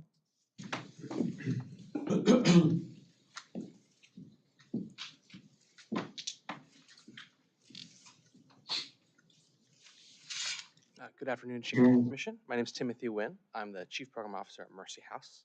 Mercy House is one of the Department's Board of Housing here in Orange County, and the lead agency for several collaborative partnerships funded through the COC. I'm here to bring the Commission's attention to this serious and urgent concern that we're discussing now, the sustainability of our projects. Based on anticipated changes to HUD's 2020 process, we see clear signs that the projects are at risk. The threats include the potential loss of some or all of the PSH funding, and the shifting priorities towards street outreach and transitional shelter, which will also limit available funds for PSH. There's also the ties of the policies that are explicitly tied to the COC that would require some units, even if they were funded, they wouldn't be eligible depending on what jurisdiction they were in. As of today, Mercy House and our partners have 373 units of COC funded stage. We provide 422 individuals with housing through those units. These homes are dedicated to entirely to individuals who are chronically homeless. Many of them have been stably housed now for years, but without the leasing assistance provided by COC funds, these units and the people in them are at risk. As Don said, as many others have said, without this funding, we'll be forced to terminate the leases, sending these vulnerable tenants living with disabilities back to the streets, back into the shelter programs. And that's tragic. Please know our goal is not to sound alarmist, but we need to shine a light on this very real, very imminent threat. We have now probably less than 12 months to prepare for what could happen here. The consequences to the loss of funding is going to be profound. It'll be profound to our tenants. It'll be profound to the relationships we've built with landlords over the years. It'll be profound to the housing system as a whole. The projects are a critical asset to our community, and we can't afford to lose it. The key function of this commission is to identify gaps in the resources in the county's homeless system and to support addressing those gaps.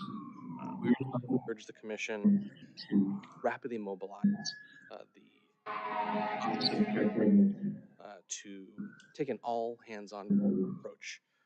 We need to map out the affected agencies, the available funding, and the potential solutions. The effort should explore resources across county agencies, including healthcare agency, public housing authority, California Health, and social service agency, in order to identify all the different sources we could use to close these gaps. Thank you. Thank you, Timothy. Your time is up. The next speaker is Nishtha Mohindra.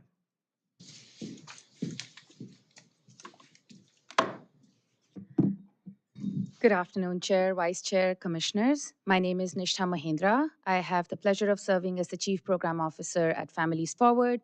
We're a local nonprofit that focuses on housing and homelessness solutions. I also have the honor of serving and stand here before you as the Vice Chair for the Continuum Care Board currently. I'm here today to express deep concern about the proposed federal changes to the HUD's Continuum of Care program, particularly the plan to cap permanent housing allocations, revise scoring criteria that could penalize many projects. These shifts threaten the very foundation of our response system. At Families Forward, we operate rapid rehousing programs funded through the Continuum of Care, serving up to 25 families each year, specifically funded through this efforts. These are parents working multiple jobs, often with young children who have overcome but still need short-term rental assistance and case management to rebuild stability.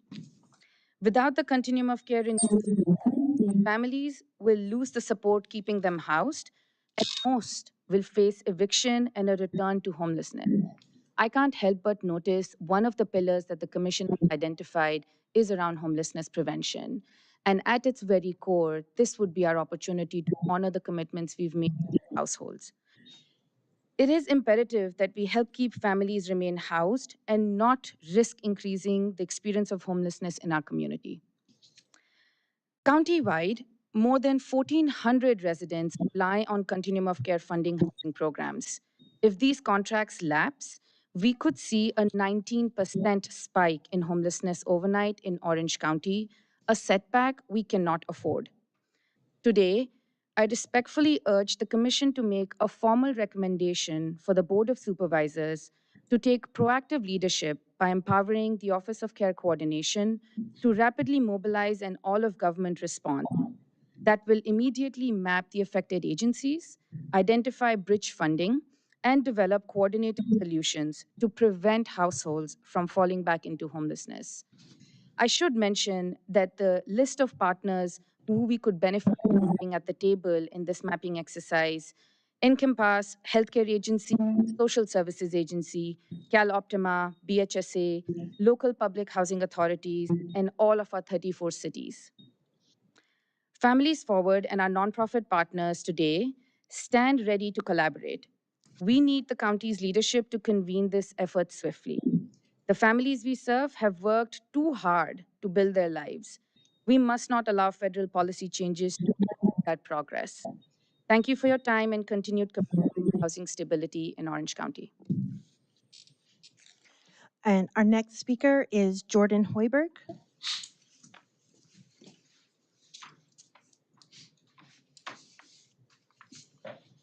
Hello, my name is Jordan Hoiberg, and I'm the Director of Housing Strategy and Community Partnerships for Illumination, Health and Home.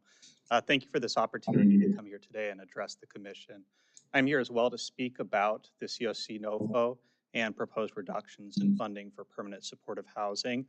I think as Doug mentioned, about 87% of all funding that goes to COCs across the nation is currently used for permanent supportive housing.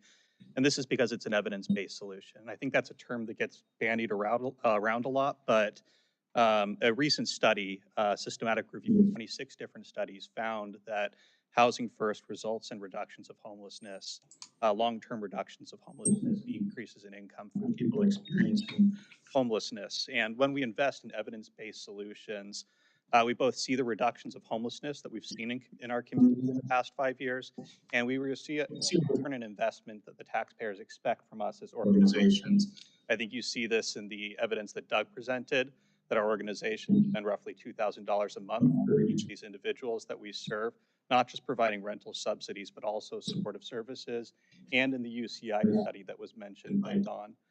For our organization in particular, we receive 2 contracts serving about 120 households each year in permanent supportive housing. As Don mentioned, every single one of those households is chronically homeless, meaning they have a disability that's going to be of long continued or indefinite duration and impedes their ability to live independently. They've also been homeless for longer than a year, but in many cases, several years before they get housed with us. These are people that are not going to be developing income. Majority of our clients receive supplemental security income or Social Security disability income. Supplemental security income is currently about $1,207 a month, whereas the fair market rent for the zip code that we're currently standing in is $2,330, sometimes reaching over $4,000 a month rent for some zip codes in Orange County. So we anticipate that each of these 120 households that we currently serve will return to homelessness if we don't receive additional funding. To continue Julie's analogy, nonprofits have been hit hard as well over the past year. This is just the most recent ant showing up to our picnic. Don't know how many ants there are, how many picnics there are going on, but it never seems to end. So without this funding, all of these households we anticipate will return to homelessness. I know that there are several steps between the federal government and the county government, right? But the effects that we see from this funding will impact our community. And I think we see with the example of the Orange County Housing Authority that when our community comes together, we are able to find solutions. So with that, we would ask the Commission to address homelessness to request the Board of Supervisors to empower the Office of Care Coordination to rapidly mobilize an all-government approach to mapping affected agencies, available funding, and potential solutions to this problem. Thank you. And our last speaker, and I apologize if I mispronounce your name, Pooja Bala.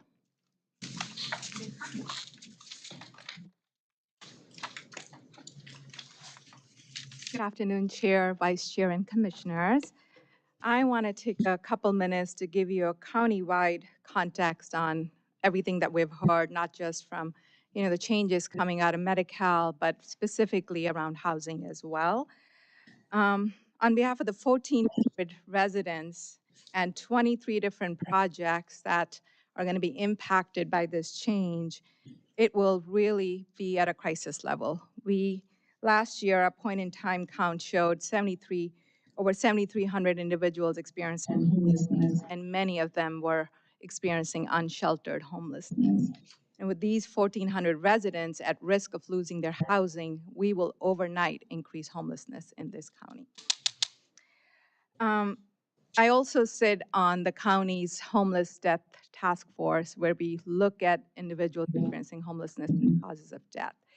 With this change coming, I really am worried about many of these folks that are going to be ending up on the streets, being a clinician. We see the impacts on their health. So this is a crisis moment. I really urge everyone in this room, especially all of the Board of Supervisors, to empower the Office of Care Coordination to rapidly mobilize an all-government approach to help us secure funding and potential solutions. Folks that we're talking about are single moms, seniors in their 80s that are living in these permanent homes that have worked hard to get to this step and be in housing and be safe. So I'm speaking on behalf of all of them and really look to all of you to help us as we move forward. Thank you. Thank you to all our speakers, Pooja, Jordan, Timothy, Dawn. We have a few action items, and I want to be respectful of everybody's time. We are very, very close to the end of the meeting. I'm going to jump into those action items now because we may be losing quorum as we get close to the end of our time. So, Madam Clerk, if you can first action item. And then we can come back if there are any questions from the committee. Very robust. Item 5 is a recommendation to operate the weather-activated room program for families. And we have no requests from the public to speak on this item. Thank you, Commissioners. I'm not sure if you remember this program. This was stood up by our office and through this commission to fund an effort to keep families housed. This was in lieu of the cold weather shelter that the county used to do county-wide. There were no prospects. There were no responses to our invitations from the cities or any other groups to help us stand this up. So we took it upon us to go ahead and stand it up from 21st through April 30th of this year. So it is cold weather, inclement weather is upon us again. I simply want to bring this back to the board of supervisors for its consideration. It will be funded through our office once again, but I would caveat this. I hope that other districts and other supervisors that see that this is such an important mission that we're trying to accomplish, that they would consider doing it in their districts as well.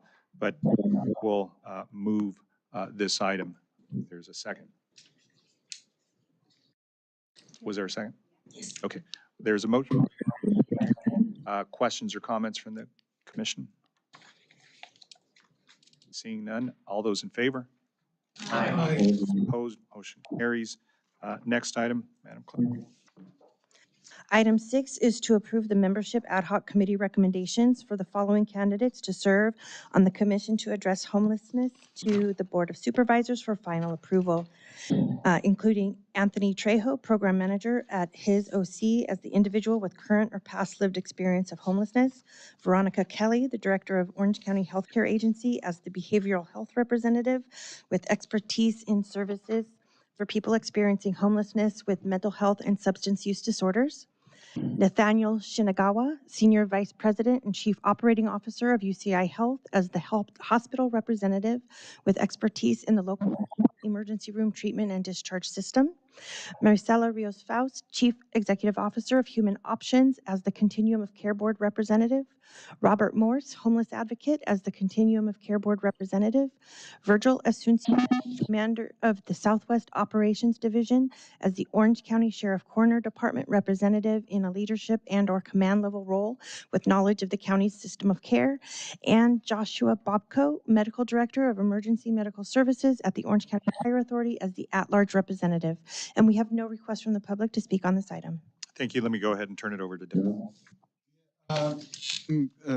I'll be brief here. So the commissioners have received this information through their packet. So I'll be pretty quick here. As many of you know, the commission has had a recruitment process for these 7 seats over the last several weeks, and has, and like with any membership process here at the commission, there's a membership ad hoc that reviews the applications for these seats. The difficulty here, and I'll speak for the ad hoc briefly, is that there was over 20 applications, all of them really well qualified, and I know the membership ad hoc had several meetings to discuss the ones that are here. With that said, what the process looks like here is you all have known, we've been going through a recruitment process to fill many of the seats, as we talked about earlier in our first slate. I call this phase 2, which is referenced here on the slides here. So we're here in October on this timeline. The process from here is that as a body will vote on these recommendations here. The recommendations that are approved will then go to the Board of Supervisors for approval, and then ideally the slate that is approved by that Board of Supervisors will be in November. With that being said, I just want to take a quick moment to mention that there are a lot of new names on this recommendation, and this recommendation gets approved. We're going to see several commissioners roll off of the commission after these are approved. And it's as Commissioner Hurst mentioned before, we really want to recognize those commissioners, Commissioner Ivins, Commissioner Fable, Commissioner Heineman, and Commissioner Bustamante Pitt, their contribution and leadership. I know as an Office of Care that works for this commission, each one of you have been incredibly helpful in making movement through this commission and to the many different efforts that go on here. I'll also just mention that this process, I'll speak personally, is slightly awkward because it doesn't necessarily the work that our commissioners have done as they roll off, and I appreciate the few moments. It does not give justice to the work that you've done, but yeah, appreciate it. With that, I'll hand it back. Thank you, Doug. Any questions or comments? I did want to just say to our commissioners who are leaving us, Commissioners Rios-Faust, Peineman, Fable, there's one more. No, we had Bustamante Picta, Heineman, Fable. To all of you, I just want to thank you all for serving on the commission. I think the reason why we had such a robust interest in serving on this had a lot more time here. People realize that it is a incredibly important responsibility. It's an important role, and you've all made it much more active. So I did want to just turn it over to you all if there was anything you'd like to say in closing, Commissioner Peineman. Just with time being short, I just want to just say as a parting gift, I'd like to ask if we can stick around long enough to maintain a quorum, to maybe try and generate an action item based on what the public speakers brought today concerning this radical shift in some of the federal housing priorities that are going to have immediate impacts on the counties and cities. So my request, if I canceled my 5 o'clock and my yoga, so I appreciate all of you, and I'm just asking if we can stick around and see if we can get there. To me, and I think everyone. Thank you, Commissioner. Thank you for that. Commissioner Rios-Faust or Fable or Bustamante Picta, any closing comments or any? I'd like to make a motion that we approve the membership ad hoc committee recommendations. Second. We have a motion and a second. All those in favor? Aye. Those motion carries. Thank you all, and we will try to accommodate Commissioner Peineman's recommendation. Madam Clerk, if you'll please call the next item. Item 7 is to approve the commission to address homelessness minutes from the August 20th, 2025 regular meeting. We have no request from the public to speak on this item. Thank you. I'll entertain a motion on this unless there's got a motion and a second. All those in favor? Aye. All those opposed, motion carries. I think we have one or maybe two additional items. Please, Madam. Item 8 is to approve the Orange County Continuum of Care Board and the commission to address homelessness minutes from the September 10th, 2025 joint special meeting, and we have no request from the public to speak on this item. I'll entertain a motion on this one. Do we have a motion and a second? Seeing no questions or comments, all those in favor? Aye. Opposed, motion carried. Now to our last item, Madam Clerk, if you. Item 9 is to approve a revised Commission to Address Homelessness 2025 meeting schedule calendar to amend the December meeting date from December 10th, 2025 to December 11th, 2025. And we have no request from the public to speak on this item. Thank you. Seeing no questions or comments, unless there are any. Motion and a second. All those in favor? Aye. Opposed, motion carries. Now, before we adjourn, let's go back if we have a couple of minutes, because I kind of jump over to the action items just so we can do our business. Back to the presentation discussion that we had by Julie, On, and Doug. Let me turn it over to the questions. Let me start with Commissioner Rios-Faust, and then go from there. So I just wanted to sort of maybe change the analogy that Julia gave, because we've heard several presentations that are going to impact our unhoused population and now our housed population. And so rather than looking at this as the first ant to the picnic, which I appreciate that analogy, I would look at this as like we're talking about the first termite in a stool of service delivery within our county.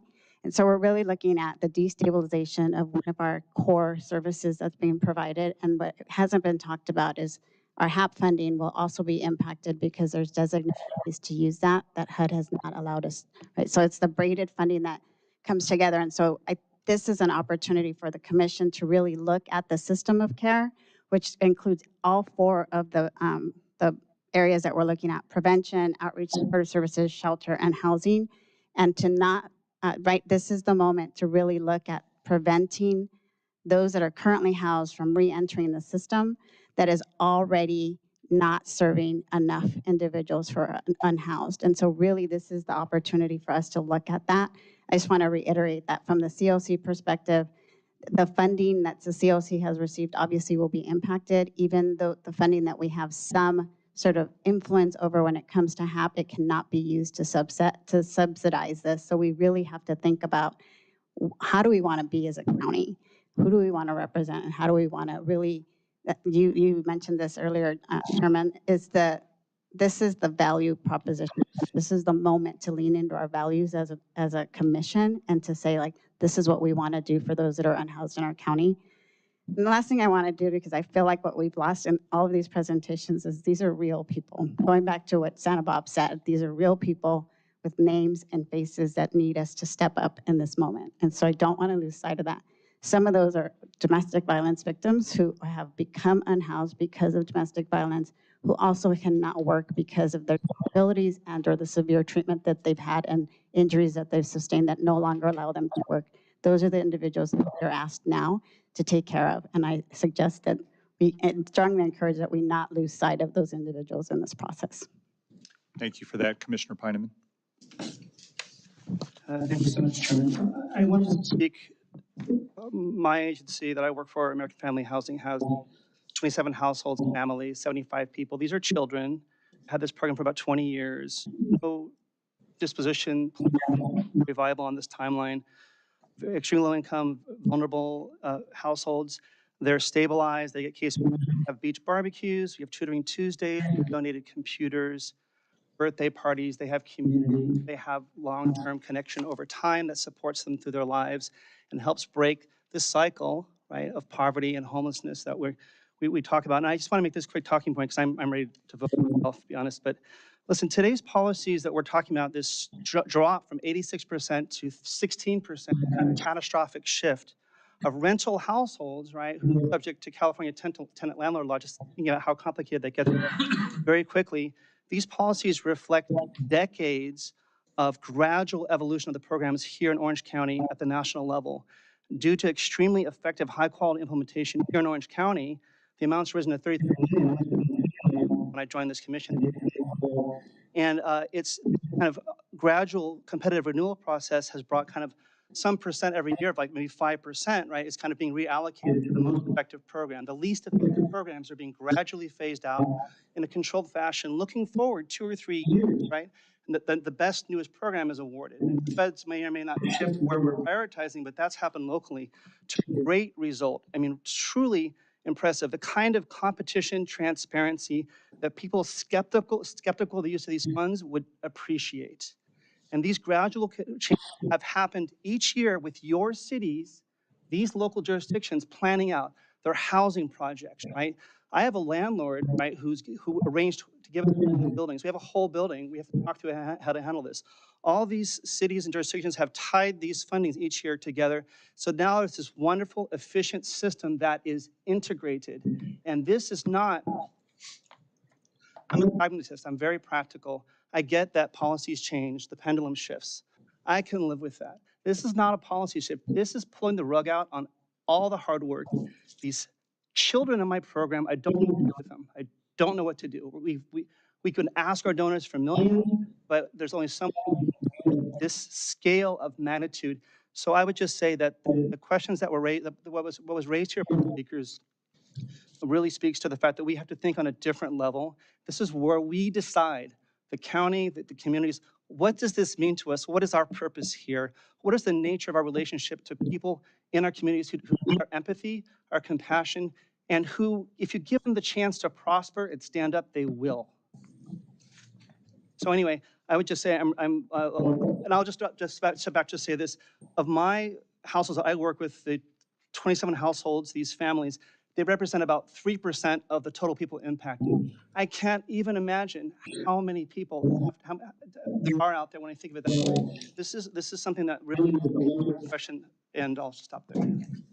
Well, I think, you know, you had a great suggestion to maybe craft some directive that this commission could, you know, send up to the Board of Supervisors for consideration.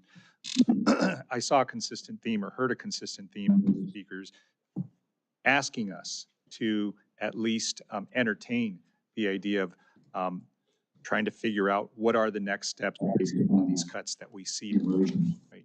And so it is sort of a reassessment of where our, again, limited sources are going to be, but less that conversation should be starting sooner than later. So, Doug, what do you think about maybe sort of direction? Yeah, so as people might have imagined, we've heard from some folks over the last day or two that they're around this, and we expected this. So I have a potential motion to offer to the group. I think two things. One, what I've heard from our COC colleagues and through our EHV discussion, that there's an agreement that the priority should be keeping folks housed that we have helped end their homelessness. So bear with me on the motion here for a second. It's slightly lengthy. Due to expected changes, many individuals who were formerly homeless and are currently housed through the homeless service system, including the Continuum of Care program and federal rental assistance, are at risk of reentering homelessness. As such, the Commission, the COC Board, cities, and county departments collectively collective priority should be their homelessness and must collaborate to identify and secure alternative funding, programs, and services to support their long-term permanent housing. As such, the Commission recommends that the Office of Care Coordination submit a memo to the Board of Supervisors stating the Commission's concerns related to the COC program, federal funding assistance that is at risk, and recommending the Board direct the county departments to provide prevention of these households entering into homelessness by securing alternative funding, programs, and services to support long-term housing stability. As such, as well as instruct the Office of Care Coordination to work with the COC Board, cities in Orange County, and the Commissioners to achieve alignment in the priority work with those entities of resources to prioritize those resources. I stumbled there through a little bit, very long. So that is the longest motion I've ever heard in my And life, but Doug, nonetheless. if you would please send that to me, so Yeah. I You can't didn't write get that it all? fast. Okay, yeah, absolutely. But let me bring it back to the commission for any scrutiny and any additions, deletions. I know it was a lot, but it kind of, I think, captured the theme of what we, but I do want us to, listen, and if there's something that we should consider including that was missed, or maybe plusage, whatever. Any questions on the motion?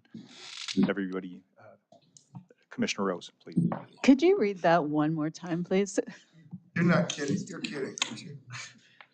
Just one more time. I'll be very quick, and I won't stumble as much as I did. Due to the expected changes, many individuals who were formerly homeless and are currently housed through the homeless service system, including the Continuum of Care program and federal rental assistance, are at risk of reentering homelessness. As such, the Commission, the COC Board, cities, county, and county departments' collective priority should be to prevent their homelessness and must collaborate to identify and secure alternative funding, programs, and services to support their long-term permanent housing stability. As such, the Commission recommends that the Office of Care Coordination submit a memo to the Board of Supervisors stating the Commission's federal rental assistance at risk, and recommend that the Board departments to prioritize of these households entering by securing alternative funding, programs, and services to support long-term housing, as well as instruct the Office of Care to work with the COC boards, cities in Orange County to achieve alignment with this priority and work with those entities on resource priorities.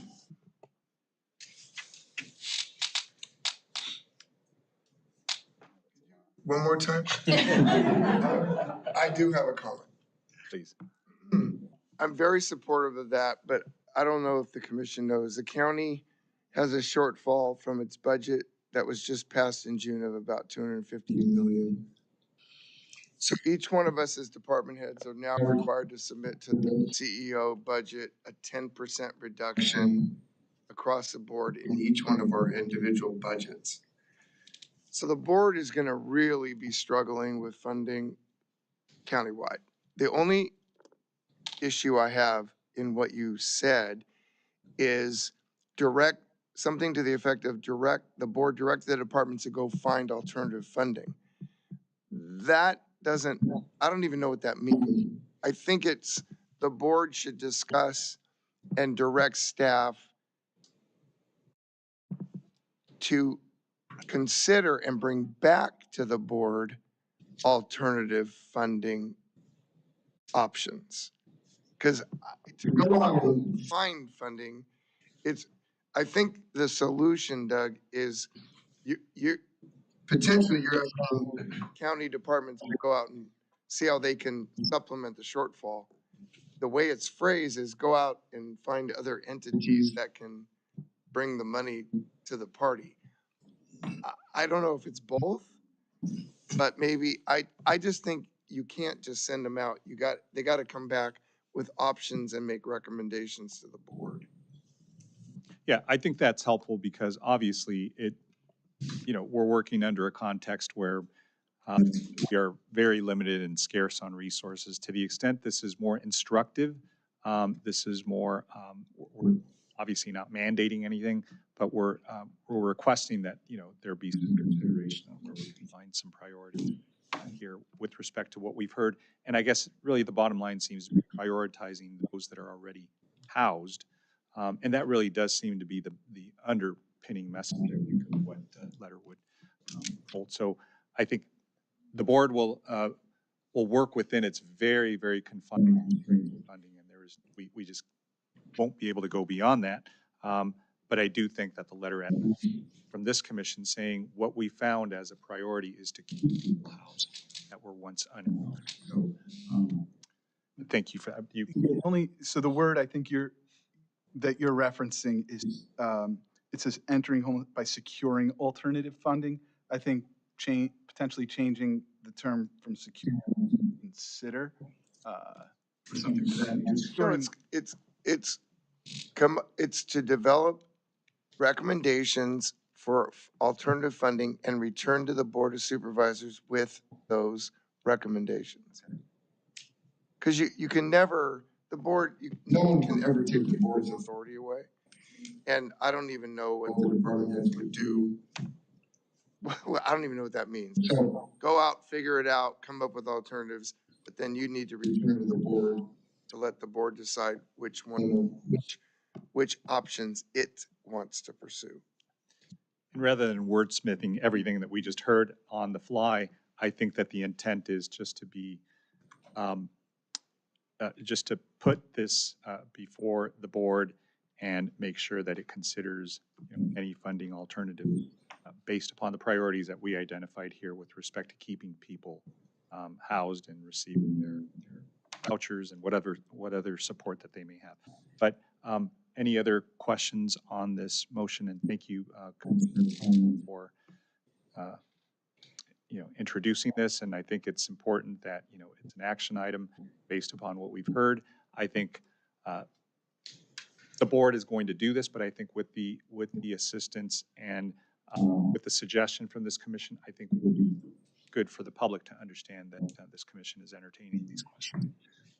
Seeing no other questions or comments, do we have, that was recommended language for a motion?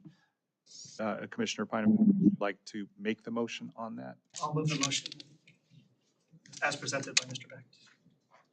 I'll second. Okay, we have a motion and a second. Seeing no other questions or comments, all those in favor?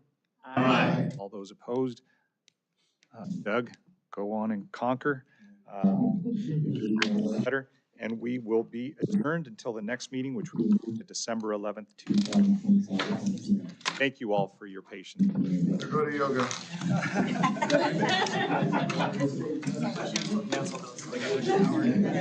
Yeah, well, I have a metric chamber to get into.